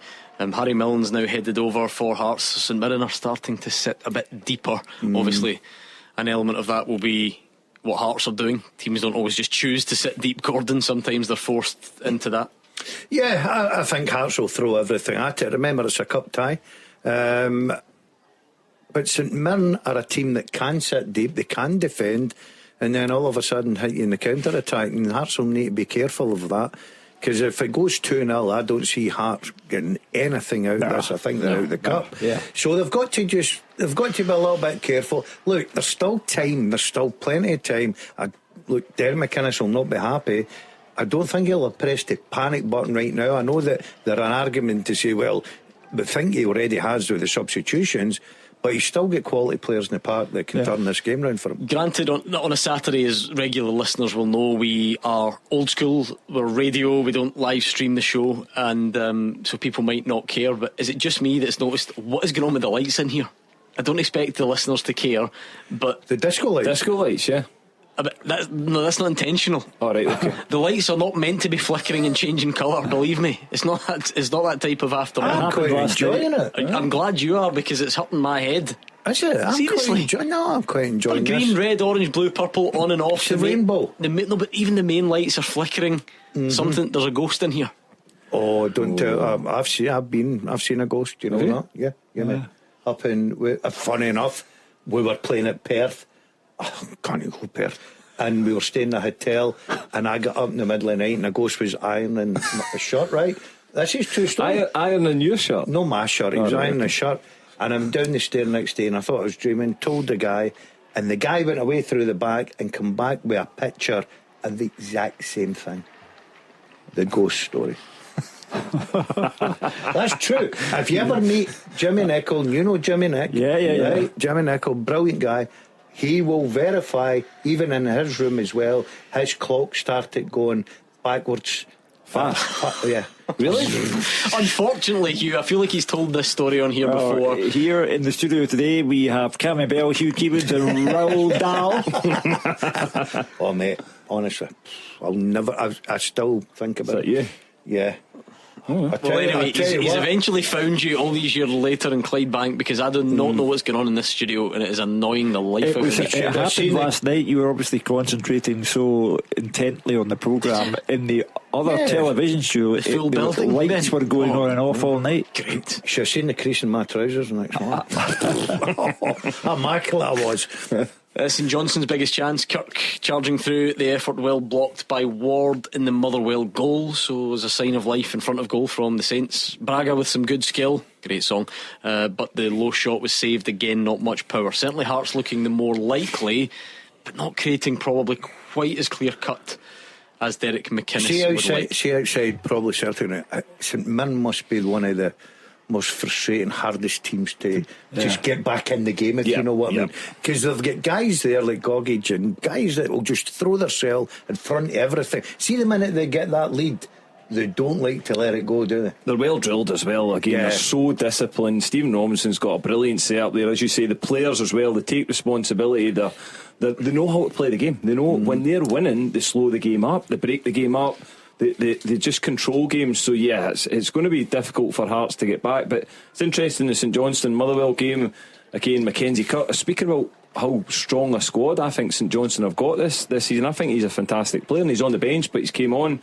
James McPake I think's came on for them as well, so they have got a strong squad.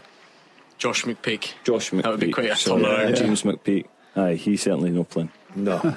He is not. But anyway, it's going to be set up to be quite a tense afternoon there. We said it earlier, Gordon, I don't think, if this was to go wrong for Motherwell, I don't think it carries the sort of outrage that other results might do. The fans will still be relatively happy with the start to the season and the style of play, but it would be a huge reality check then, because it's alright loving the style of play, but it sort of has to go somewhere.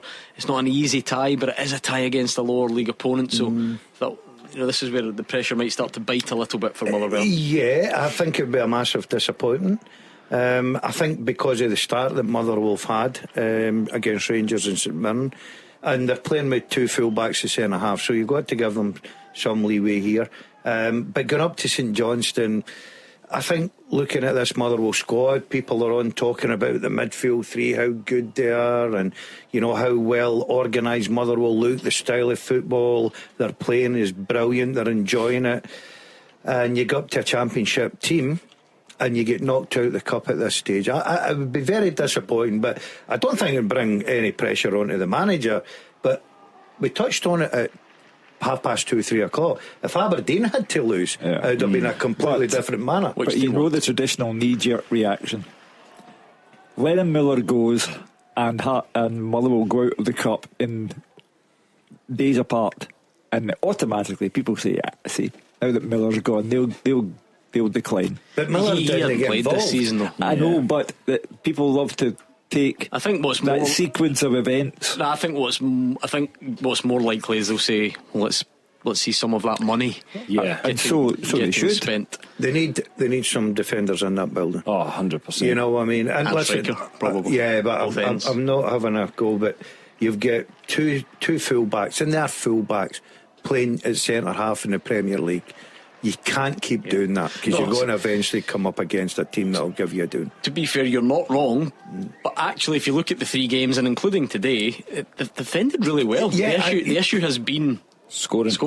Yeah, but I don't think you can keep getting away with that. I would agree with that, but almost like on paper you're right, but based on the performances, you could argue that the more pressing matter is a goal. But again, we all know how difficult it is to find a striker that can score you 15-20 goals. I mean, that's really, really hard. So yes, but I think they need to get 2 or 3 bodies in the building. But again, today I think it's important for Motherwell because they can build momentum off this. Obviously they want to be in the next round of the cup, but the start of the season's been okay. It's been okay so far. So today would just be another little notch under the new managers. And it shows you how hard it is for clubs of that size to get it all coming together at once. I mean, how well have Motherwell done in that position? The tune they got out of Theo Bair, how good Kevin Van Veen was in his first period here.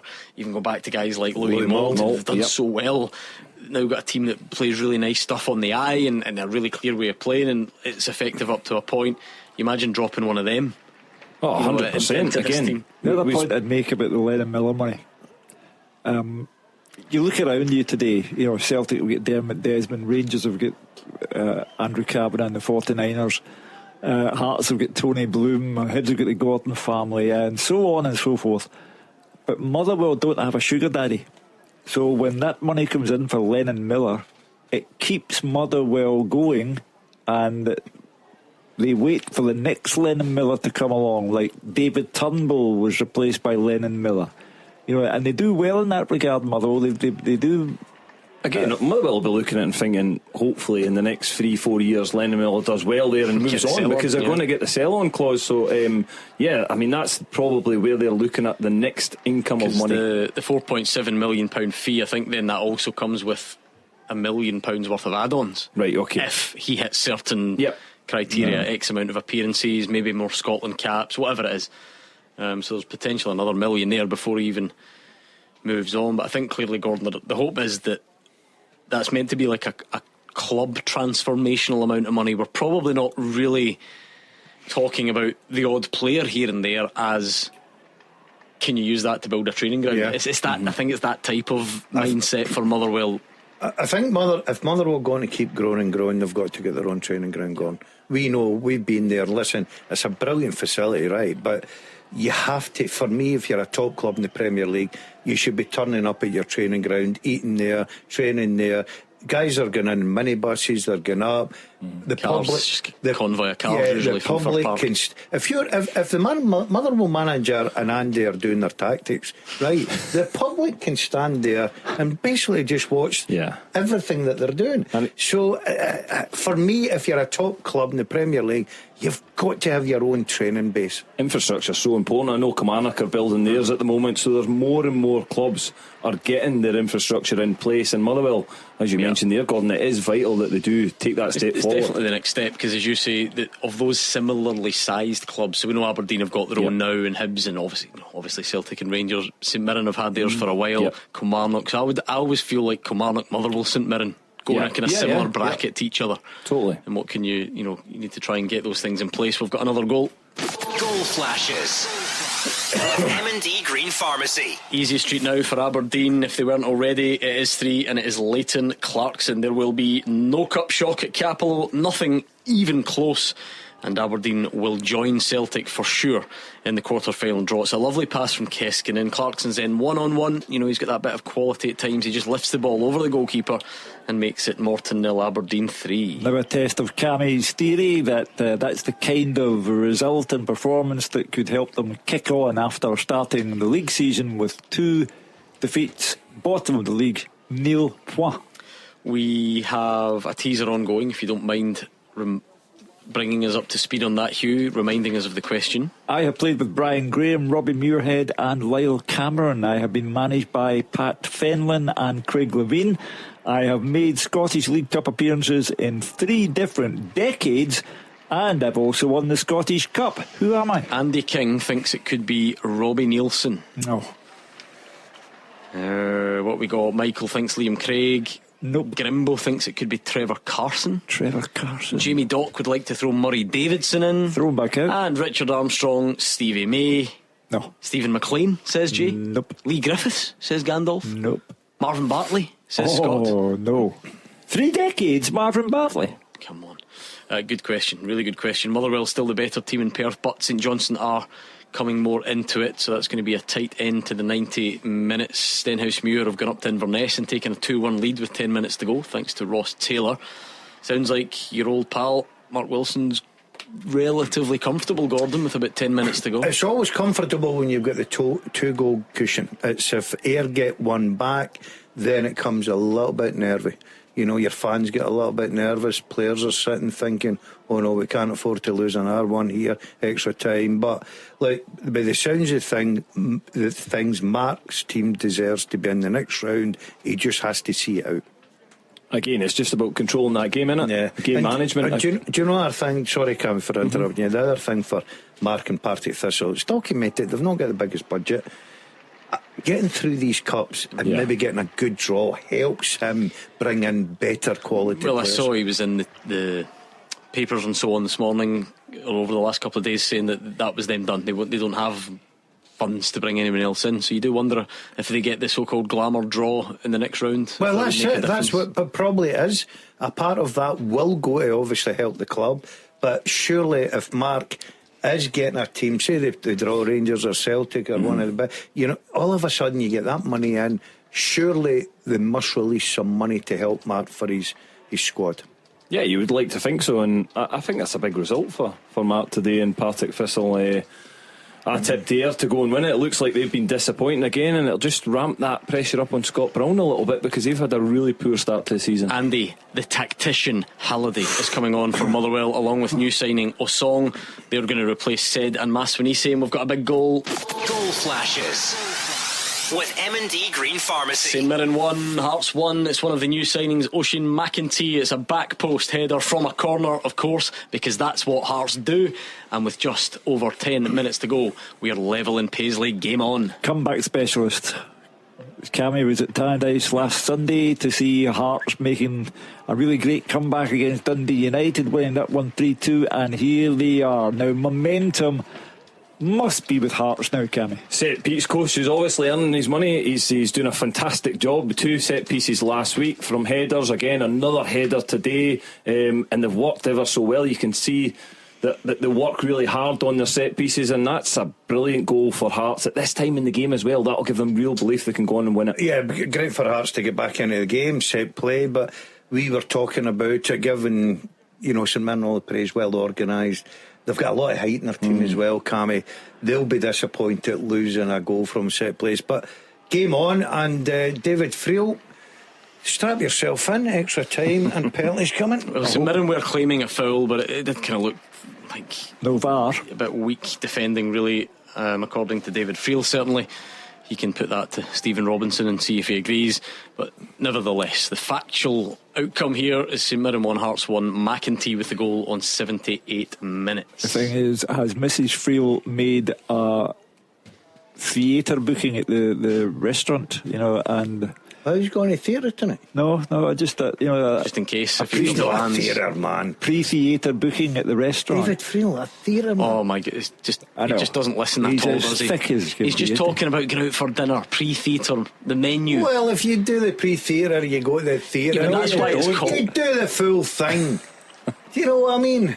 David Field confirming she will be raging. Plans will be up in the air if it's dear. It's only in Paisley, to be fair. It could be worse. You could be travelling further than that to see a game go to extra time and penalties. But if pre-theatre booking was in Dumfries, that's a good point. He's struggling. He's never going to make it. It looks like we've got a couple heading that way because there's still no breakthrough between St Johnstone and Motherwell.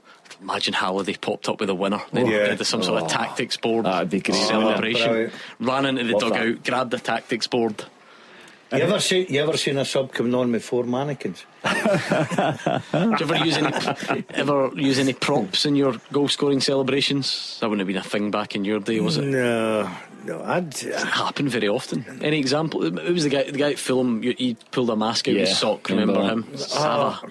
Andy could lift up his Motherwell shirt to show his Russell Martin t-shirt. Yeah, that's a good point. I've never props in the game these days. No, I was going to ask what you would have used, but I'm going to retract that question before it's even been asked. Biggest winners of the day down the leagues is going to be Queen of the South. They're 4-0 up now in Peterhead with still 20 minutes to go. It's turning into a bit of a doing down there at Palmerston. That's a nice journey back to Peterhead, that, if you're on the receiving end of a 4, 5 or 6. Not a happy bus, you wouldn't imagine. But let's see what we've got on the teaser as well, Hugh. I'm going to start rounding this off. I'm going to get team news from Ibrox soon. Okay. But just maybe let's go one last visit before we do the correct answers. I have played with Brian Graham, Robbie Muirhead and Lyle Cameron. I've been managed by Pat Fenlon and Craig Lewin. I have made Scottish League Cup appearances in 3 different decades and I won the Scottish Cup. Who am I? Gordon Dalziel got this somehow. Some of you do have it out there, but there's still a lot of wrong answers coming in, so let's try and steer you in the correct direction. Grimbo thinks it could be Craig Gordon. Stephen wants to suggest Aidan McGeady. No. Liam Fontaine says Scott. Nope. Okay, there's a few shouts coming in for Liam Craig as well, based on age. Nearly another own goal from Morgan Boys of St Johnstone. He's had a couple. He's like sliced towards his own goal, but neither have found the back of the net. Still St Johnstone 0, Motherwell 0. Hearts now with all the pressure in Paisley. Will that pressure pay off before the end? Well, this might get drama, Hugh. Might get drama. This is becoming a Hearts thing, you know. Very end of the game, bombardment, winning goal, start the bus. You've got to give a little bit of credit to Derek. He's made the substitutions, he's made the what you call the big calls, and they've certainly worked for him. And I cannot see anything but extra time in Paisley and in Perth. Sobowale, Idowu and Mooney all coming on for St Mirren, so they're looking to mix things up. Remember how early Stephen Robinson made his subs against Motherwell. He wasn't too happy with what he saw last week. This is different.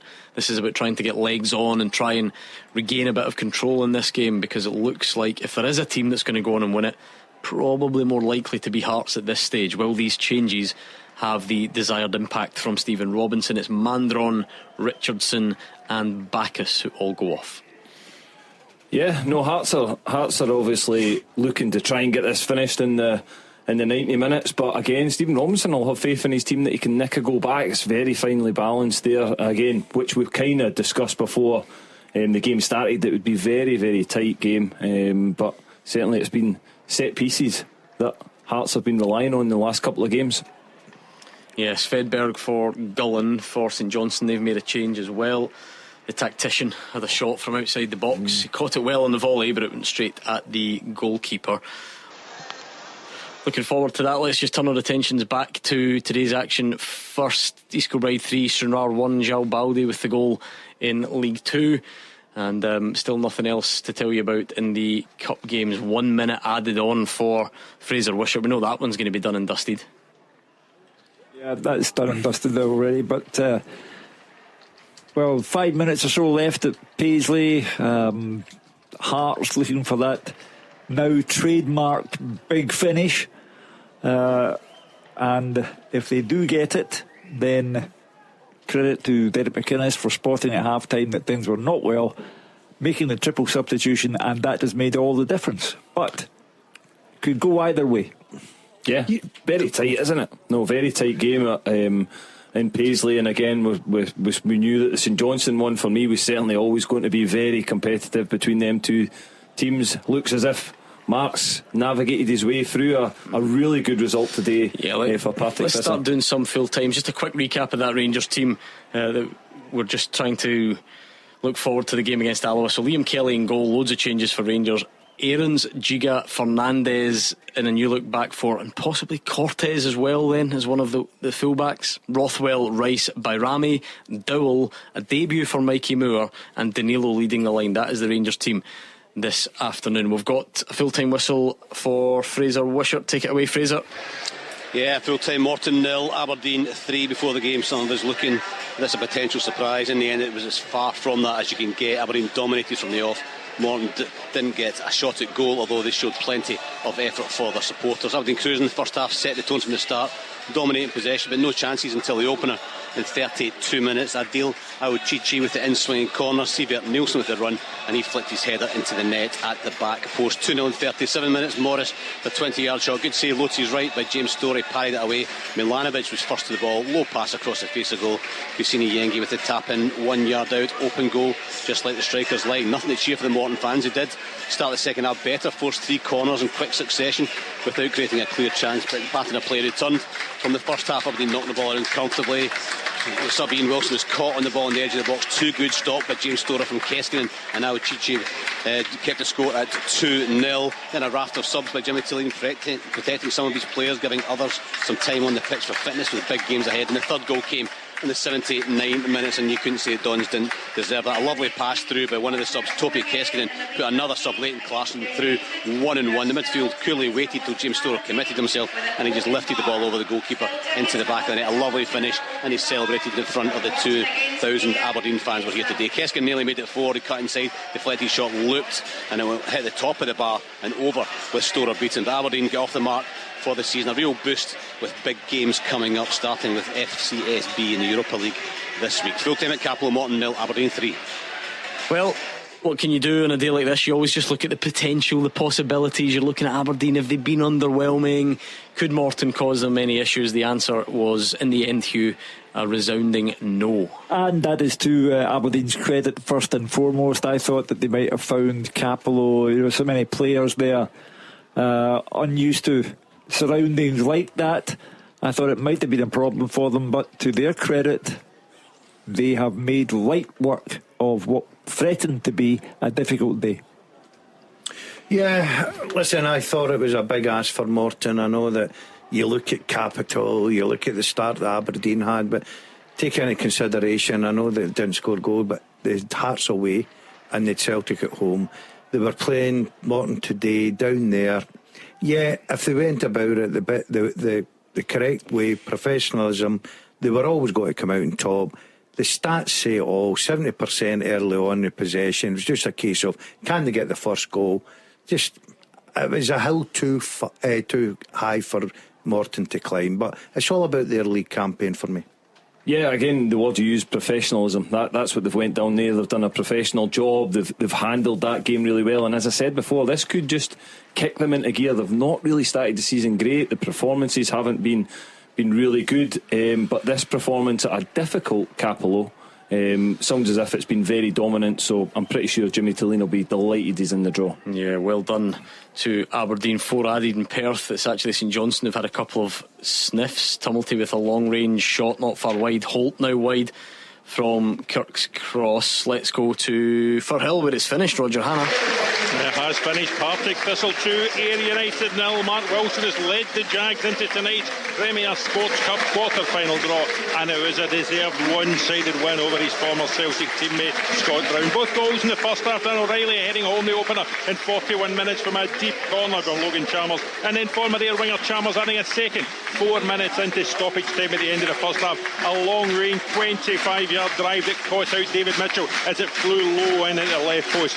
Before that, the Jags had hit the post through Aidan Fitzpatrick. Fitzpatrick had also seen an effort disallowed for offside as they dominated their championship rivals and built on those 4 group stage victories at the start of the season. The second half it was controlled by Thistle. Ayr already lost Sean Wan. They tried to rejig, they tried to go to 3 at the back. It did a bit to quell the attacking intentions that Thistle had shown in the first half, but the Jags quite happy just to see the game out. They can now look forward to this draw just after 7:30 tonight. Could Mark Wilson be headed for Celtic Park? Partick Thistle 2, Ayr United 0. Well done to Mark Wilson and Partick Thistle. That's a very good result. Their impressive cup run continues. They're finding their feet in the league. Been a bit of a slower start, but my goodness, cannot argue with the cup results so far. Let's, in between these full-time reports, Hugh, give your answers to this teaser if we can. The second half teaser with the scottishsun.co.uk/football for the best football news and opinion online.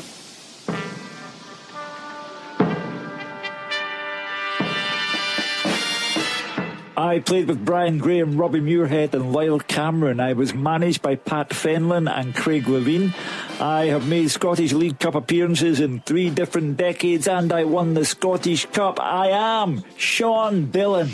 Sean Dillon, well done if you got that right, and lots of you did. I'm so impressed with that. Every week you just surprise us with how easily you get these. We need to keep making them as difficult as possible, but the podium looks like this. Connor McNair in third place, Kieran Selleck in second, and CM8991 is the winner of the second half teaser. We've got a full time for now in Perth. Dave Galloway.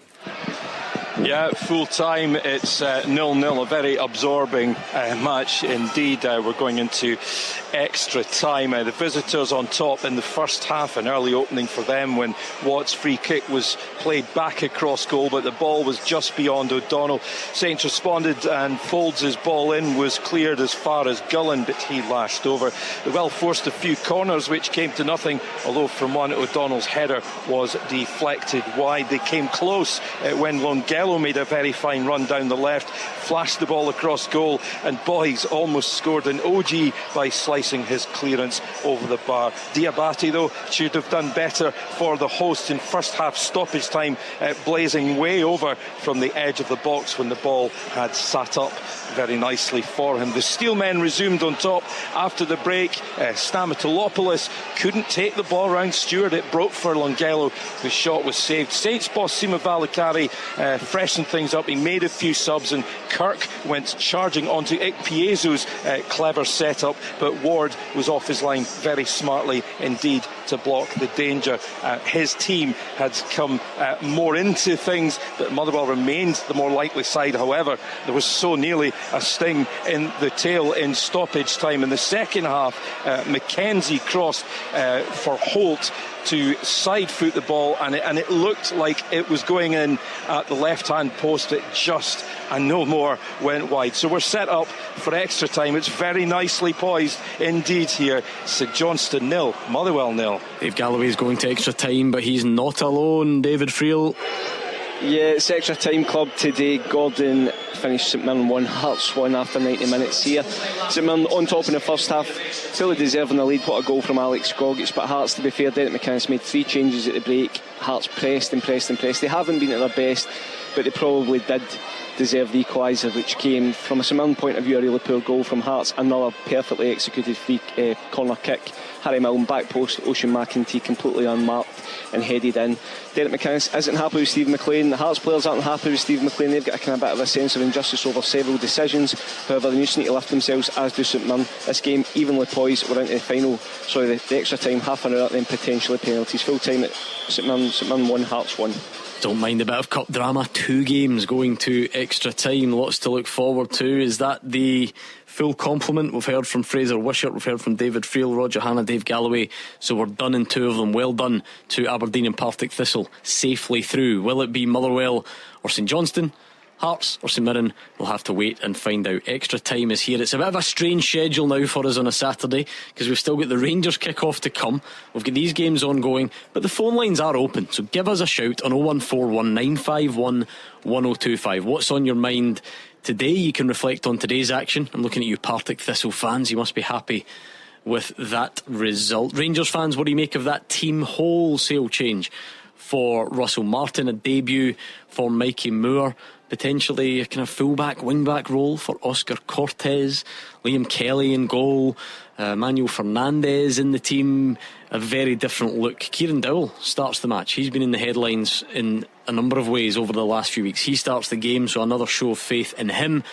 Give us your thoughts, Rangers fans. Are you heading along to Ibrox right now? Maybe you could call us, let us know what you're thinking, react to the team, and we'll continue to keep you up to speed on what's happening in the 2 cup ties that have gone to extra time as well.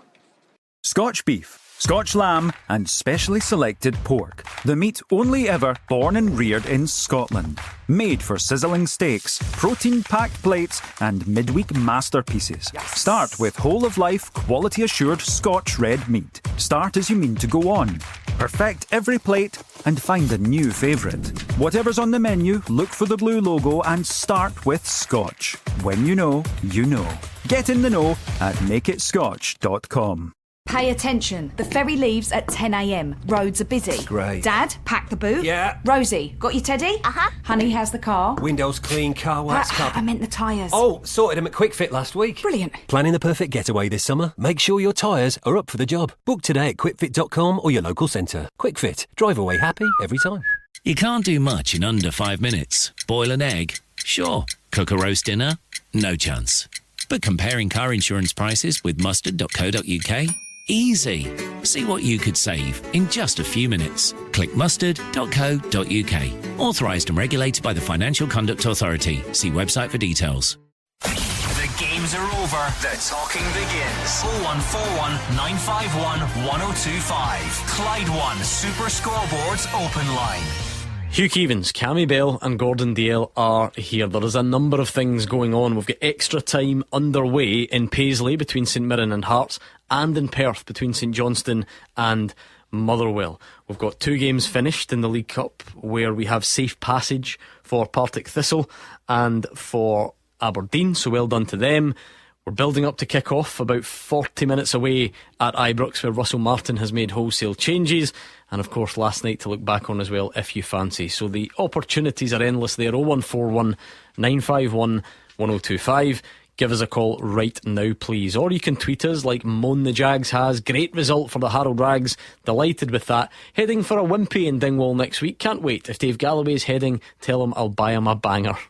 Says Moan the Jags. In all seriousness, that's a great result for Partick Thistle, and an important one for Aberdeen as well. Yeah, well, Aberdeen obviously going down there. Some people fancy that a shock. I said earlier, I just think early on in the season, I know they had a bad start, just thought Aberdeen would be too strong. But Partick Thistle, not just a great result for Mark and the lads and the supporters, the fact that getting into the next round, that excitement with their supporters sitting tonight, looking at the draw, if they can get a big club, get more finance into the club, allows Mark, because we know he's working there with a small squad, he's got some experienced players but a lot of young players that he's trying to get through. It's got to be a long, difficult season for them. It gives them a little bit of, money to go out there and strengthen that. So that was so important, not just for a result but financially for me, for Partick and Mark. Yeah, again, I think it's a brilliant result, and what it does for the players as well is we know that there's a bit of pressure on Partick Thistle this season and the players to certainly be up towards the top of that league in the Championship, so it just allows them to be in the draw. They'll want to get a good draw. The players are probably looking at Celtic and Rangers, wanting to get that opportunity to play against these teams. But yeah, it just allows you to have that weekend where you're not needing to focus on your Championship stuff and go and enjoy a game, and hopefully they get a good draw, and as you say, it financially rewarding for the club as well. I think also rewarding for Mark Alec Ray. They have had a terrific Premier Sports Cup, didn't lose any of the group stage games. Very good result today. It's good to see the two of them starting to motor, and it ought to have a knock-on effect. Let's go to the phones and bring in Brian. Take it away, Brian. I watched the game last night. Celtic were a really good performance, and I thought man of the match was obviously was given to Elsa Johnson. I thought it personally was James Forrest, and that's a wee bit of a sad indictment that James Forrest is your best player. He's a great player. I've admired Jamesy for a number of years. But we've got to get some reinforcements up front. I mean, John Kenny's just not doing it, and Ida not doing it either. We certainly need the reinforcements on the wings to sort of supplement James on the right and to get somebody through the middle. It's just not good enough. Sorry, we need. It's the one area that's going to bring the Celtic supporters into conflict with the Celtic hierarchy. Should Celtic fail to qualify for the Champions League, and the subsequent loss of revenue will be dramatic. And also, for domestic purposes, you cannot go through a season with Adam Ida up front. It simply won't work. And Yang will never be a regular player in the Celtic team. So that those two areas of the side are there to be addressed, and they haven't been addressed so far. And for me, primarily, the games against Kairat Almaty, which will determine whether Celtic go into the Champions League or not, they are not a formality. Celtic need to build up a convincing lead at Celtic Park on Wednesday, but there is a glaring, overwhelming lack of a top-class striker to help them get there, because I would have no confidence in Adam Ida providing the difference between qualification and non-qualification for the Champions League. The danger with this, Gordon, because it's gone on so long, we're in danger of going round in circles. There's a lot of the same stuff being said. Let's get specific about some players that we've maybe not really discussed at length. Brian brought up Johnny Kenny. It's a big chance for him. Whilst I'm sure you wouldn't judge him purely on last night, is he running out of chances to show that he can get that spot? Is he getting close to that? No, he's not getting close to the spot, I think. No, I mean, sort of getting close to running out of chances. Look, it is always difficult as a player. You go out there and you're judged in that one game, and Celtic have made a lot of changes as well, so it is difficult for the lad. Look, they think he's been good enough to give him a new contract. I think he has one for the future. Now, we keep harping on here about that Celtic don't have a first-class striker. To me, Maeda is one of the best strikers going about. He scored so many goals from that position. So it's a winger you need then? For 100%. I think David Friel was right the day when he was saying, I would be more concerned with a wide player. Now, Brian's on the phone talking there about James Forrest. It doesn't matter what age James Forrest is. James Forrest is fit as a fiddle. He's got brilliant experience. He's won every major over and over. No, but you would take the point. There's not a chance anyone at Celtic envisaged that James Forrest can be your sort of leading winger this season. Listen, no chance. No, I'm not talking over a season. I'm talking over the next game, right? The two games in the Champions League qualifiers. You've got Maeda that can score goals. I know Hugh, and he's quite right, because that's his opinion. He writes off Adam Ida, and so does a lot of Celtic fans. But he scored goals last season. So if you put the two of them together, Maeda and Adam Ida, their tallies together. So you think the priority is definitely a wide player to allow Dyson Maeda to play through the See if I could bring in one player for the next week, I'd bring in a winger. I wouldn't bring in a centre forward. But if you play Maeda through the middle and accept that he's your number one striker, then it's two wingers you need, because James Forrest cannot be expected. Brian on the line is quite correct to praise James Forrest for 17 unbelievable seasons at Celtic, the most decorated player in Scottish football, but you're flogging the man to death. He cannot be played the whole season long. So if Maeda goes through the middle, you need two wingers. To stop, nobody's talking about playing James Forrest. We're concentrating on these two games coming up. It's Wednesday, isn't it? And next Tuesday. Yep. Right. James Forrest could easily play Wednesday night and next Tuesday without a shadow of a doubt. Right? Without a shadow of a doubt. Over the course of the distance of the season, yes, I am 100% with you. They've got to bring in more players up top. But for this two games that you're talking about, if I had the choice of one player coming in, I'd bring in a wide player and I'd play Maeda, who I think is brilliant through the middle, because I think that's his best position. Yeah, I would agree. I'd bring in a wide player as well. But let's not write James Forrest off as well. I think he's such an important player for Celtic, and he's proven that over the last couple of years when people have been writing him off. I think he comes on, yes, he can't start every game. He can't play 50 games a season. We all know that, so they need to bring reinforcements. But I'm with Daz. Listen, see James Forrest putting him in the next 2 games to get them into the Champions League. I think he's good enough to go and put on a performance and get Celtic through. So it is a priority to get bodies in the building, but they've also got to be of the quality that they're starting players coming in. They're not just squad players. Happy enough with last night's performance, Brian? Yeah, certainly. That was a wonder goal for the right back. That was a great strike for right back. But I think Maeda's got to be through the middle. It's like him and Tierney are like, they're not necessarily barging each other, but there's no sort of succinctity there. They've got to be like given free space to say. It's like who's going where, who's going wide, who's going inside. See that said, Gordon, I think a lot of people have made that comment because if Kieran Tierney's charging up and down the line, which he did very well last night, you're maybe looking for Maeda to so-called get out his way or someone with a bit of craft. But I actually thought there was more signs though last night that relationship is starting to develop. Yeah, but listen, they're 2 quality players, Gordon, so they will develop that. They'll get to know each other's game. Of course they will. For me, this is the way I'd look at it. Maeda for me is a better centre forward than he is a wide player, right? That's only my humble opinion.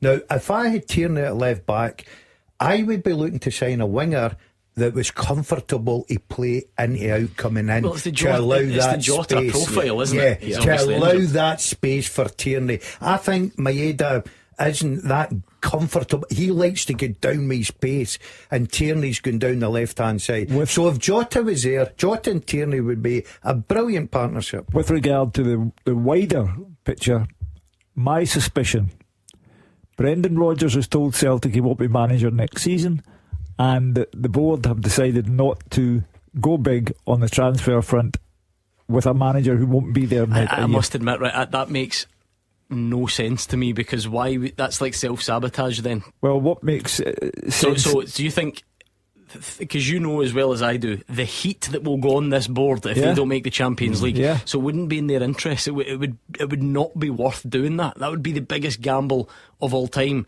to make some sort of point to Brendan Rodgers. Well, the alternative then, we all know because it's become common knowledge that Brendan Rodgers lost his cool on radio last night when the question arose about incoming transfers. He's a man who is unhappy at his work right now with regard to that transfer policy, and the club are taking a gamble on qualification for the Champions League because the team that will play Kairat Almaty is not the strongest that Celtic could have had. That's fine, but that's a very different thing from saying the board are just deliberately not giving Brendan Rodgers money because they know he's leaving, because that way then that would bring about a whole world of pain on them if that was to go wrong. Absolutely. And again, the board the board are looking after the club, whether Brendan Rodgers is manager next year or the year after. We don't know the future, what's going to hold. They've got to do what's best for the club, for them to progress, and as you say, for them to bring more money into the club. It's getting into that Champions League. Exactly, because it makes even less sense than I thought a minute ago, because the accusation, rightly or wrongly, the accusation from some about the Celtic board is they're focused too much in the business, too much in the money. Well, the Champions League's worth 50 million. Absolutely. So the notion that you deliberately risk that because Brendan Rodgers is going to leave, that doesn't add up. That's bigger than any player they can sell. So that's got to be their focus. And I'm pretty sure that conversation's been had with Brendan Rodgers, and he knows that himself. He's a clever man. That again, you qualify for the Champions League. That is massive for the club financially. So yeah, listen, I think that the board will be desperate for them to get into the Champions League. Is it a little problem now with Celtic that they're trying to shop in a different market? I know that they bring in younger players, develop them, sell them on, good, but maybe they're just looking for the higher quality younger players. Last season's a good example of how you can spend money and it might not necessarily. My concern, Gordon, is that they don't appear to be shopping in any market. Yeah, that is the other thing. It's gone completely static. I'm sorry, we don't know that behind the scenes, unless you've got 1 year in Celtic Park. We don't know what Celtic are doing business wise. They may be looking at. I don't think for a minute. To be fair, right, and I'll always test Hugh's theories, but there has to be a bit of that. Jota's been injured since May, and Nicholas Kuhn left at the start of the window, so I know what Hugh means. Kyogo's been away since January. They've made no attempt in 8 months. Yeah, but right now, coming up to when the transfer window closes, are you telling me there's nothing going behind the scenes of them trying to recruit players? There was a suggestion they had a look at Jack Grealish, but then obviously Jack Grealish earned so much money and Everton will pay him so much money, it was out of the question.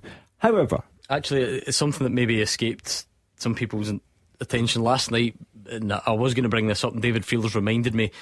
Towards the end of his press conference last night, there were some interesting quotes from Brendan Rodgers talking about the bigger fees and how he feels it's important to pay bigger fees. He spoke about the 2 million market and the 1 in 2 million market and how it might work, but more often than not it doesn't. So it felt quite deliberate. The growing perception among the Celtic supporters is that the Celtic hierarchy lack ambition, will not step up in terms of the fees that they pay for players. Half time and extra time in Perth. Let's just get a quick update from Dave Galloway.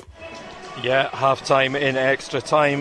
There's been one chance at either end, of course, an absorbing 90 minutes, but neither side could score in this first half of extra time, though. A just shot rippled the side net, and at the other end, Svedberg had a neat turn and drive, but it didn't bother Ward. Still all to play for.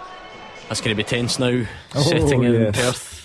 15 minutes to go. Likewise, I'm 15 minutes away for the best prediction today. Yeah. I think both could go to penalties. I'm not disagreeing with that. Maybe check in with David Freeland just a second. They're a little bit behind in that game compared to the one in Perth. I think we'll get a half-time whistle very soon. We'll do a quick update there. We'll take more of your calls, and we're potentially heading to penalties. We'll get kick-off at Ibrox just under half an hour away as well. So Rangers fans, what are you thinking? I know there's a lot of criticism so far, I know there's a lot of negativity, but with no disrespect meant, surely this is a overwhelming favourites and then some job at home. League One opposition. Is it a gimme? I would never be so disrespectful. I couldn't possibly. Queen's Park would suggest otherwise. It is possible, but I don't think any of you would predict an Alloa upset.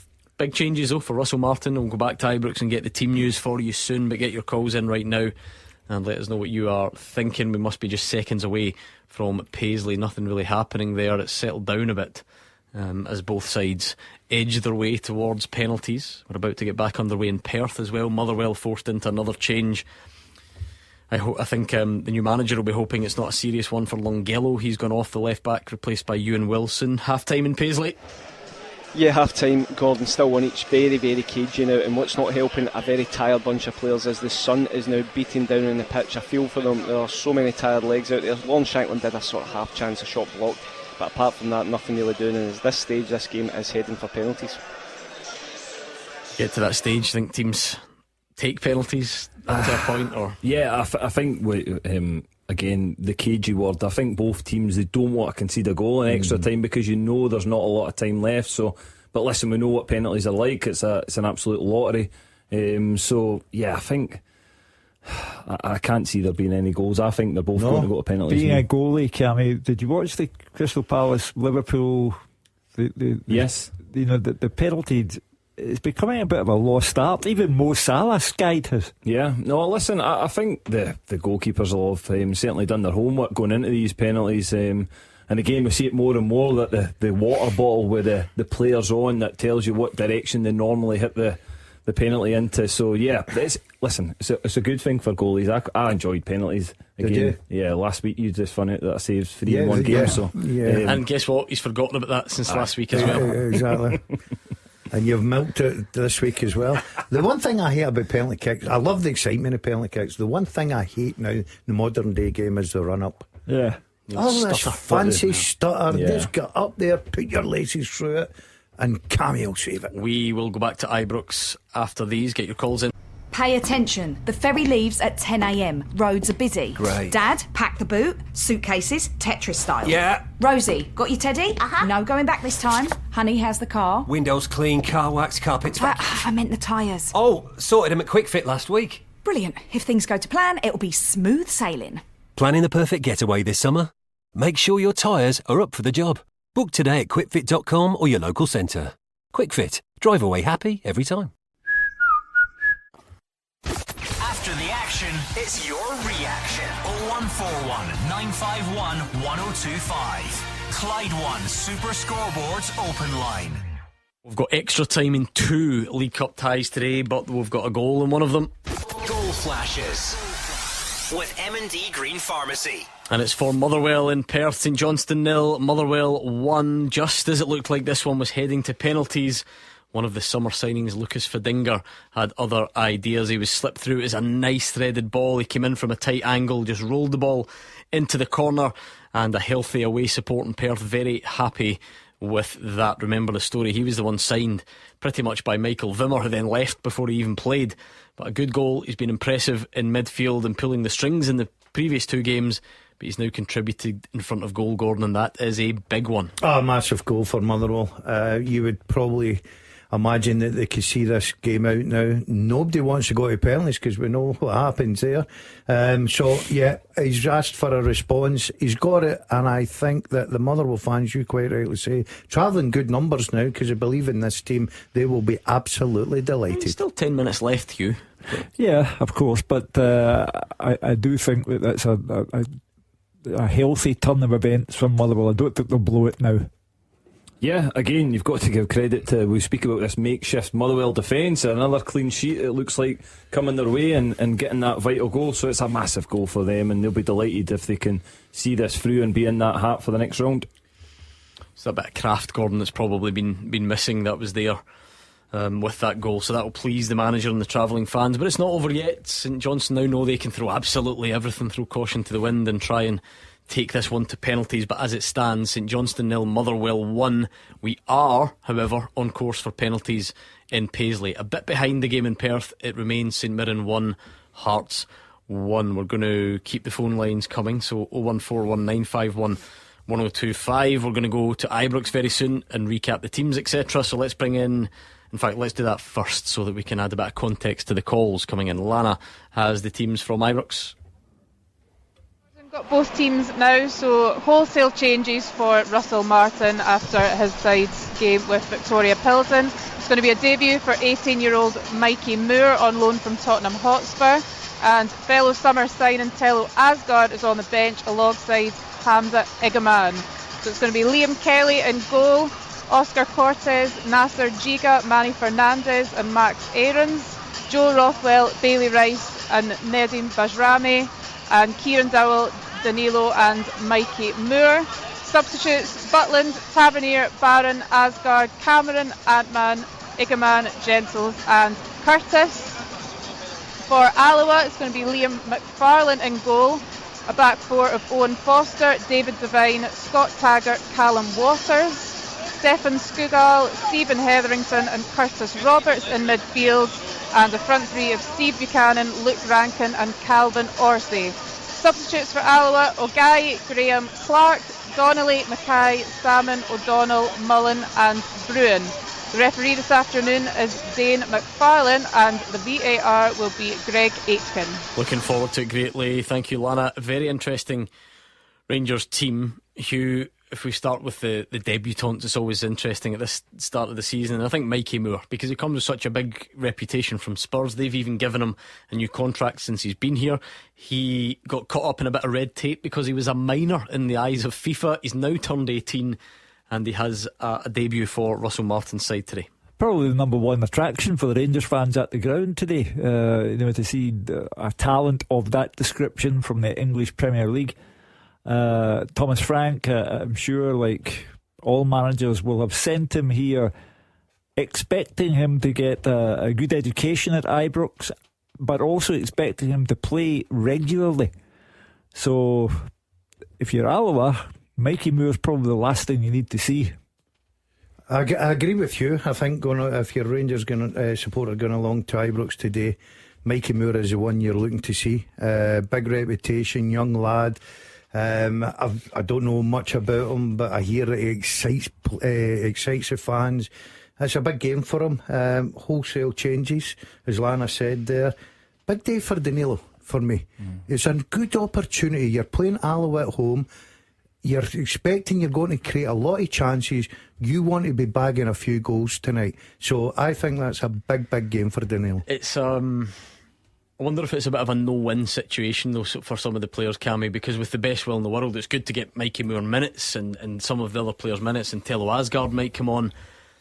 Anything good that happens today will be met with the response of, well, it was only Alloa. So it's almost like you really have to do your job and then some to even get a base level of credit. That's just the harsh reality of when you play an opponent from 2 leagues below. Yeah, absolutely, and it's just where Rangers are at the moment. The expectations there, but again, these players need to be able to handle this expectation. For me, it's a good game for a lot of these guys to come in. Mikey Moore, you'll see a lot of the ball today, you would expect. It's one where he can go and drive at defenders, cause them real problems today. So yeah, and I agree with Daz that Danilo, it's a big game for him, because again, being a striker, you're expecting him to score goals if he gets the opportunities today. So yeah, it's certainly a game I think Rangers need to put on a good performance. You also have to see this game in the context of what is to follow on Tuesday night. A massive game for Rangers. They, like Celtic, have got to do an awful lot of the work at home, because you can't rely on going to Belgium and getting out of a team who made the last 16 of the Champions League last season, who have been at Ibrox this season already. Pre-season friendly, were at one stage 2-up. Rangers got it back to 2-2. So Mikey Moore, if he stars today, he might star on Tuesday as well. And is that where, Cammy, the back four, you know, on paper, it's Manuel Fernandes hasn't seen a lot of football. Max Aaron's coming back in after having a bit of criticism. Oscar Cortez looks like he's playing certainly one of the fullback roles. But is this a case of Russell Martin, with the best will in the world and all due respect and all that stuff, doesn't expect too much defending to be done today? No, absolutely. I expect a lot of the ball. We know the way that Rangers now play out from the back, so he's expecting these defenders to have a lot of possession on the ball, playing passes forward with a purpose, and have got to play with an intensity. So yeah, I think, listen, the back four, it gets these guys Fernandes games, Cortez, he's involved, it gets him game time as well. It's not his natural position, but we've seen him play that wing back position. The full back's slightly different, but I think they'll have so much of the ball tonight that I think he'll be absolutely fine in that position. Taken out of Rangers' European squad at the moment as well, so bit of a kind of up in the air situation for him. Let's go to William, who's on the line. Take it away, William. Hello, Gordon. Hello, panel. Right. My point is tonight. Right. Understand the changes, but what my main point is, right? If he gets this wrong, right, and we play the way we've been playing domestically recently, and we put in this lacklustre performance what we've been putting in, the say Motherwell, Dundee, I'll just mention Queen's Park as well. If it goes wrong, you know what I mean, he's not going to survive that result. I just don't see where we got the God-given right to make all these changes and expect to win the way we're playing domestically. What's your thoughts, panel? Well, you know, if anything did go wrong against Alloa, and by that I take it you mean that Alloa win at Ibrox, then the pressure on Russell Martin would be beyond immense. He would really need to beat Bruges and Celtic for that scenario to change. And to be fair, if Rangers did lose at home to Alloa, you would have to have a full-scale investigation along the lines of, how can this possibly happen? I mean, Philippe Clement clung on for 90 minutes after the Queen's Park game and then got bulleted. But I think Russell Martin's destiny is shaped by, I'm ruling out today because I think Rangers surely win that game. His destiny in the short term is shaped by Club Brugge and Celtic. Gordon, it's a difficult balance because you want to be respectful, and I take William's point. They're not playing great.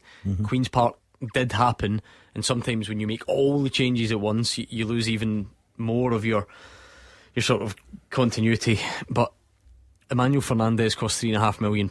Mikey Moore's just been given a long-term contract by Spurs, the Europa League winners.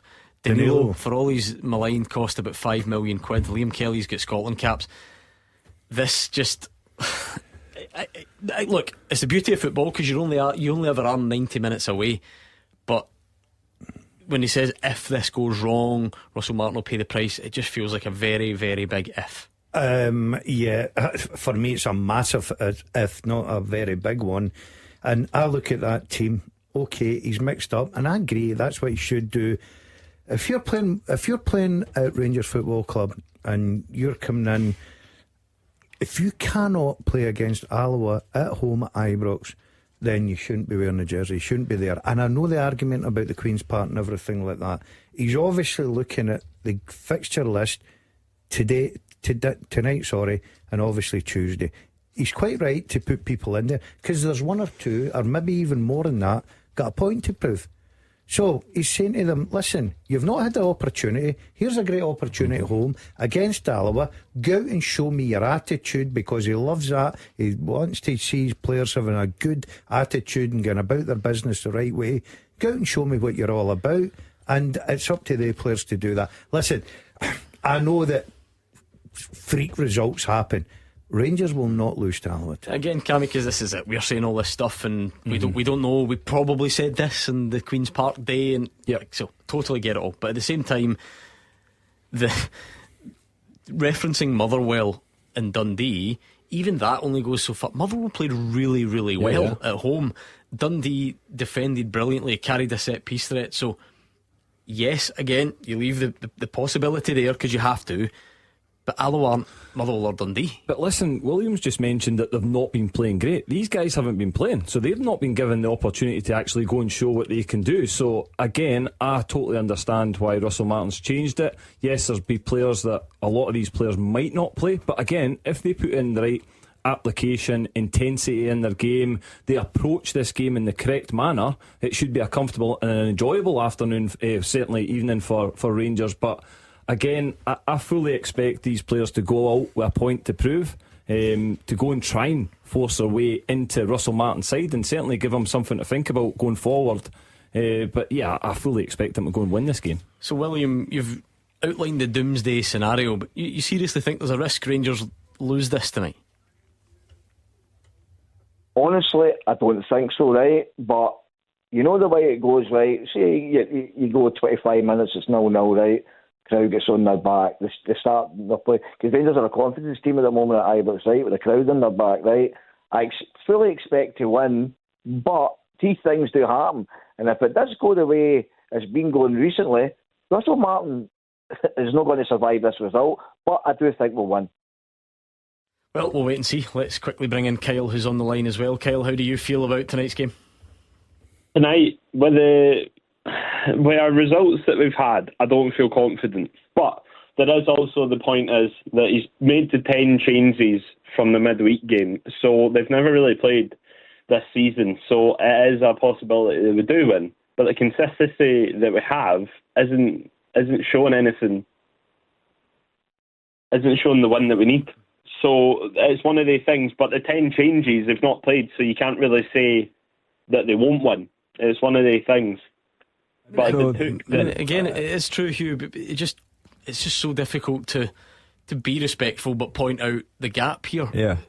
Kyle is right. Nobody here is saying Rangers have shown enough signs or they have played well, but a home game against Alloa is literally the ideal draw at this stage of the competition. Whilst I keep acknowledging, I want to be polite about this.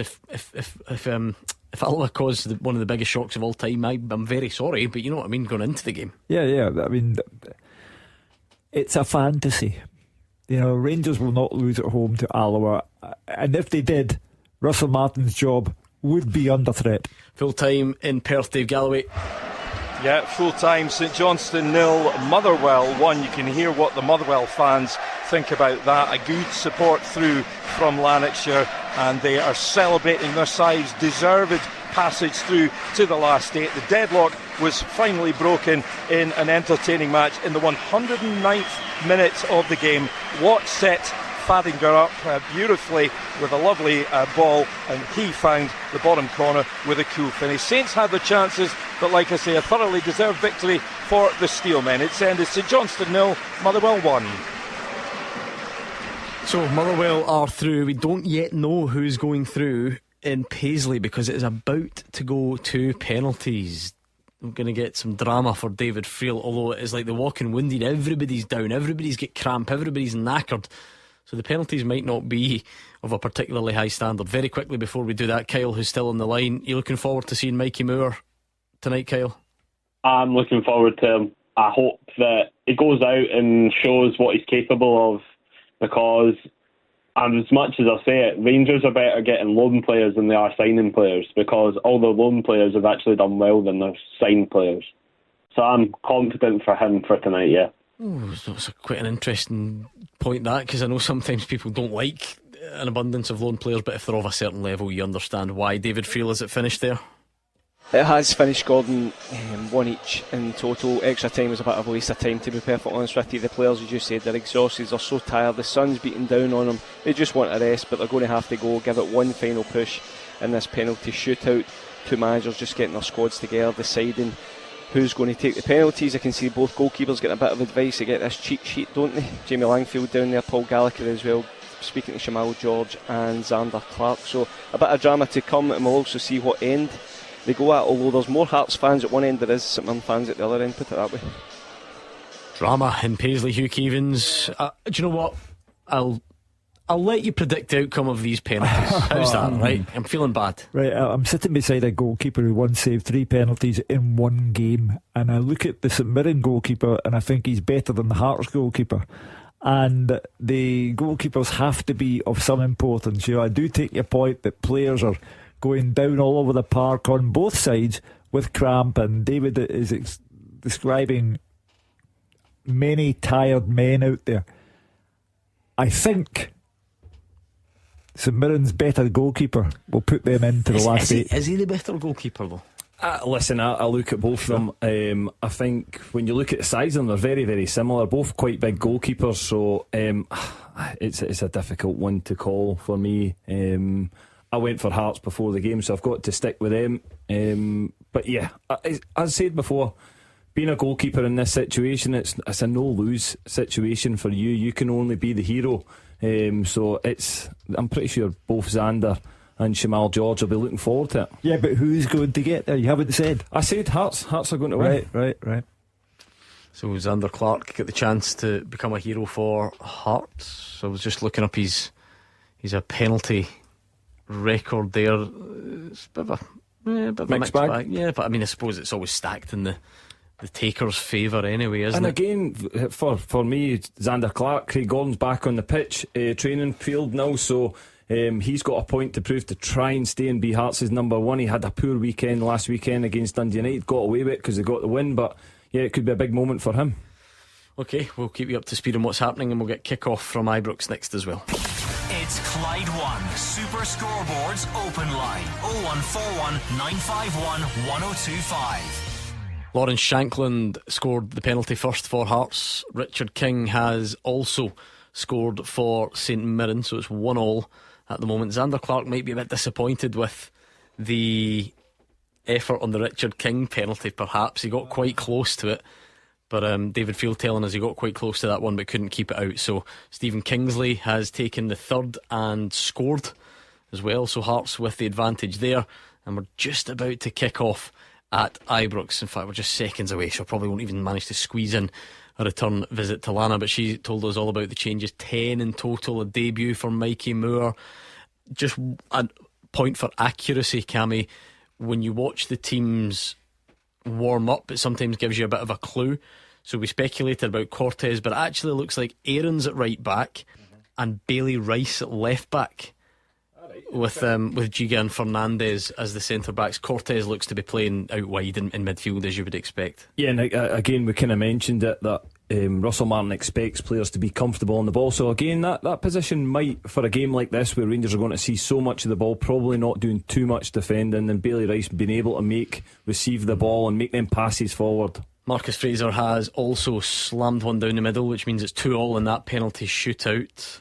So it's going to be back to Hearts to try and keep taking the advantage. The penalties have been taken in front of the Hearts end. They took first as well. So Braga, the fans' favourite, is going to step up with the next penalty, and misses. Claudio Braga, the song, get it in the bin. He's missed from the spot. It's a good save actually from the goalkeeper. So it's advantage St Mirren. Can they turn this into a proper advantage by scoring their next kick. Tension is rising in Paisley, Hugh. Who was it said St Mirren had the better goalkeeper? It was you, but it can be bad penalties though as well. That's the beauty of it. I think by all accounts this one is a good save. A strong hand by Shamal George down to his left. I'm back. You're Chug. I'm getting things right. Just easing his way back into it. We'll see. Let's wait and find out how this penalty shootout finishes first. Rangers have gone on the attack very early on. Idowu steps up and scores. So now St Mirren have the advantage at 3-2, and Hearts really need a response here. Yeah, big penalty kicks coming up.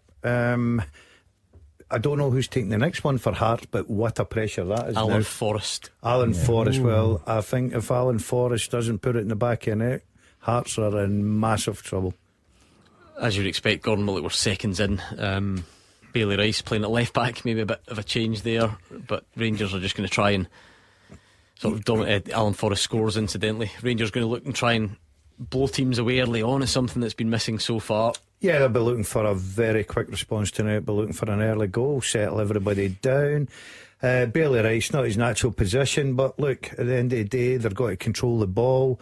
They're going to have plenty of it. I don't see any problem for him tonight. Evan Mooney with the chance to really hammer home St Mirren's advantage. They'll be nearly there if he can convert from the spot. Remember, they've got the advantage because Hearts have had one saved from Claudio Braga. St Mirren with a 100% record so far. What can young Evan Mooney produce from 12 yards in front of the Hearts fans? We're just about to find out.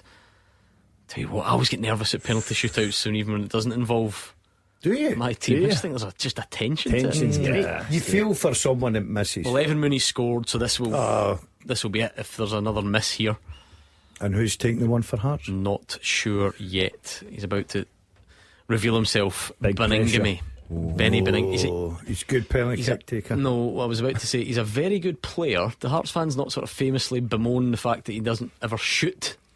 Is that not a thing? Well, I hope he shoots tonight. We're going to have a long. He's just going to lay it off. He's going to roll it to the edge of the box. Mikey Moore's first action in a Rangers jersey is to fire one over the bar, but Rangers trying to press home the advantage. Beningame scores, so now it's this a is chance to win it. St Mirren to win it in their own right, to take the acclaim in front of the Hearts fans as well. It's been a long, tense afternoon. Who's taking it?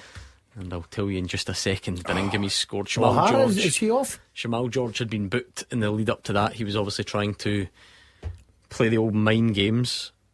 I know that referees are really trying to clamp down on all that sort of stuff this season. So this is it, real tension. It's getting to boiling point.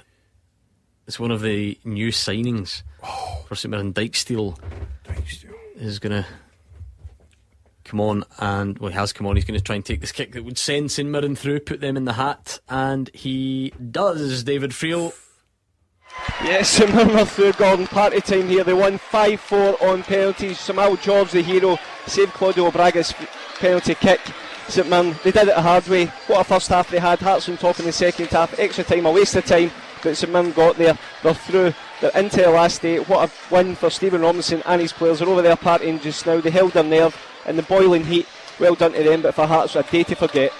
It's a huge blow, David, because we said Derek McInnes is publicly saying he wants to win silverware, and that's one of the opportunities gone. I suppose that's why it's a brave statement, because look, anything can happen in cup football. They've lost in penalties, for goodness sake, but that's the reality of it.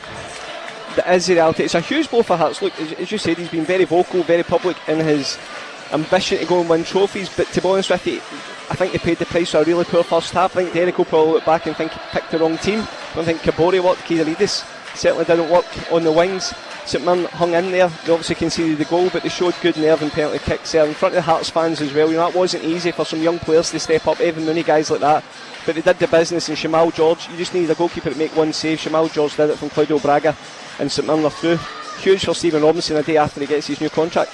Well, brilliant for St Mirren. Well done to them, Hugh. That's another feather in Stephen Robinson's cap. Yeah, so far we have St Mirren in the last 8 draws. Celtic are there, Partick Thistle are there, Aberdeen and Motherwell are there. 2 ties to come tomorrow. Rangers playing at the moment. Big blow, and David Friel, I think, agrees with me that perhaps Derek McInnes picked the wrong team to begin with, and he made the triple substitution at half time, and the late equalising goal in regulation time promised a Hearts win, but they haven't done enough on the day, and the Tynecastle transformation has hit a bump in the road. And obviously your prediction is right out the window, Hugh. Yes, it is. So you weren't back for long. That's a good point. I had forgotten about that actually, but there we go. Right, we're underway. 5.5 minutes gone at Ibrox. Gordon, have you learned anything in the early stages? No, you'd imagine it's all Rangers, but they've not really tested the goalkeeper yet. Listen, it's just a case of they have to be patient, get that first goal, move Alloa around, try to find the spaces, gaps between them, get in behind them and create chances. And if they get the first goal, it'll be a comfortable night for Rangers. But once again, I think the caller said it does happen.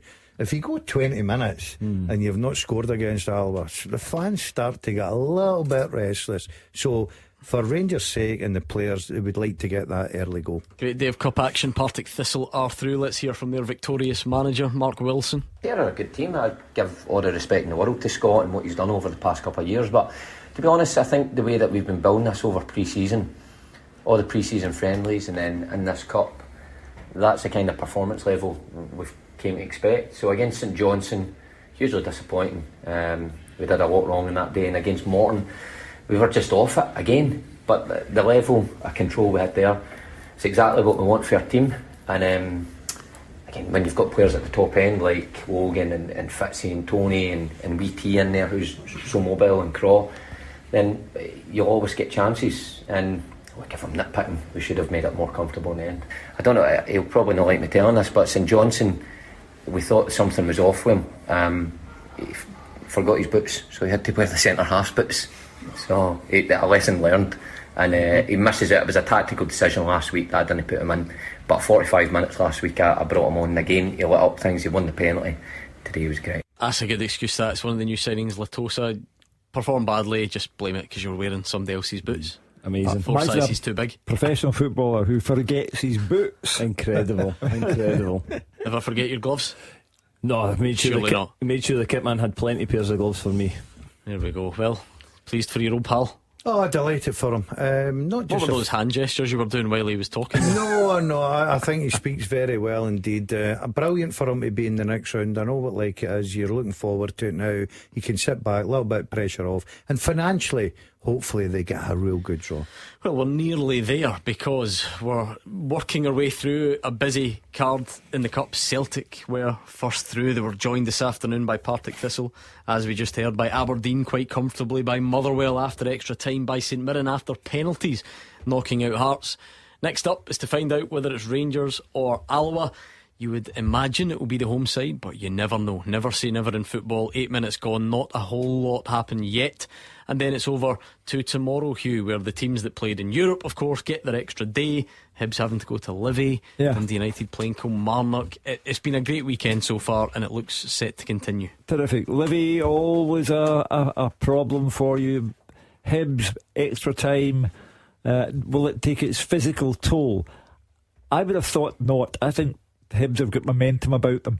And Dundee United, the most severe blow, but they should be angry with themselves. They were a 2-goal lead and they didn't get through the tie, so they should be angry and possibly take it out on Kilmarnock. Well, that's us done. Thank you to Hugh Keevins, to Cammy Bell and Gordon Dalziel. Thank you to the top team around the grounds, but as always, the biggest thanks by a mile, just don't tell them I said that, goes to you for listening, for tweeting, for calling, however you took part in the show today. We are eternally grateful, and we do it all again tomorrow. Don't forget, Clyde One Super Scoreboard is a 7-day operation these days, so get involved tomorrow afternoon, back on Monday, and then a huge week coming along in European qualification as well. So much to look forward to, and it starts right now. You can look forward to the GBX, which is up next. The sun is shining. What's not to love? Speak to you soon.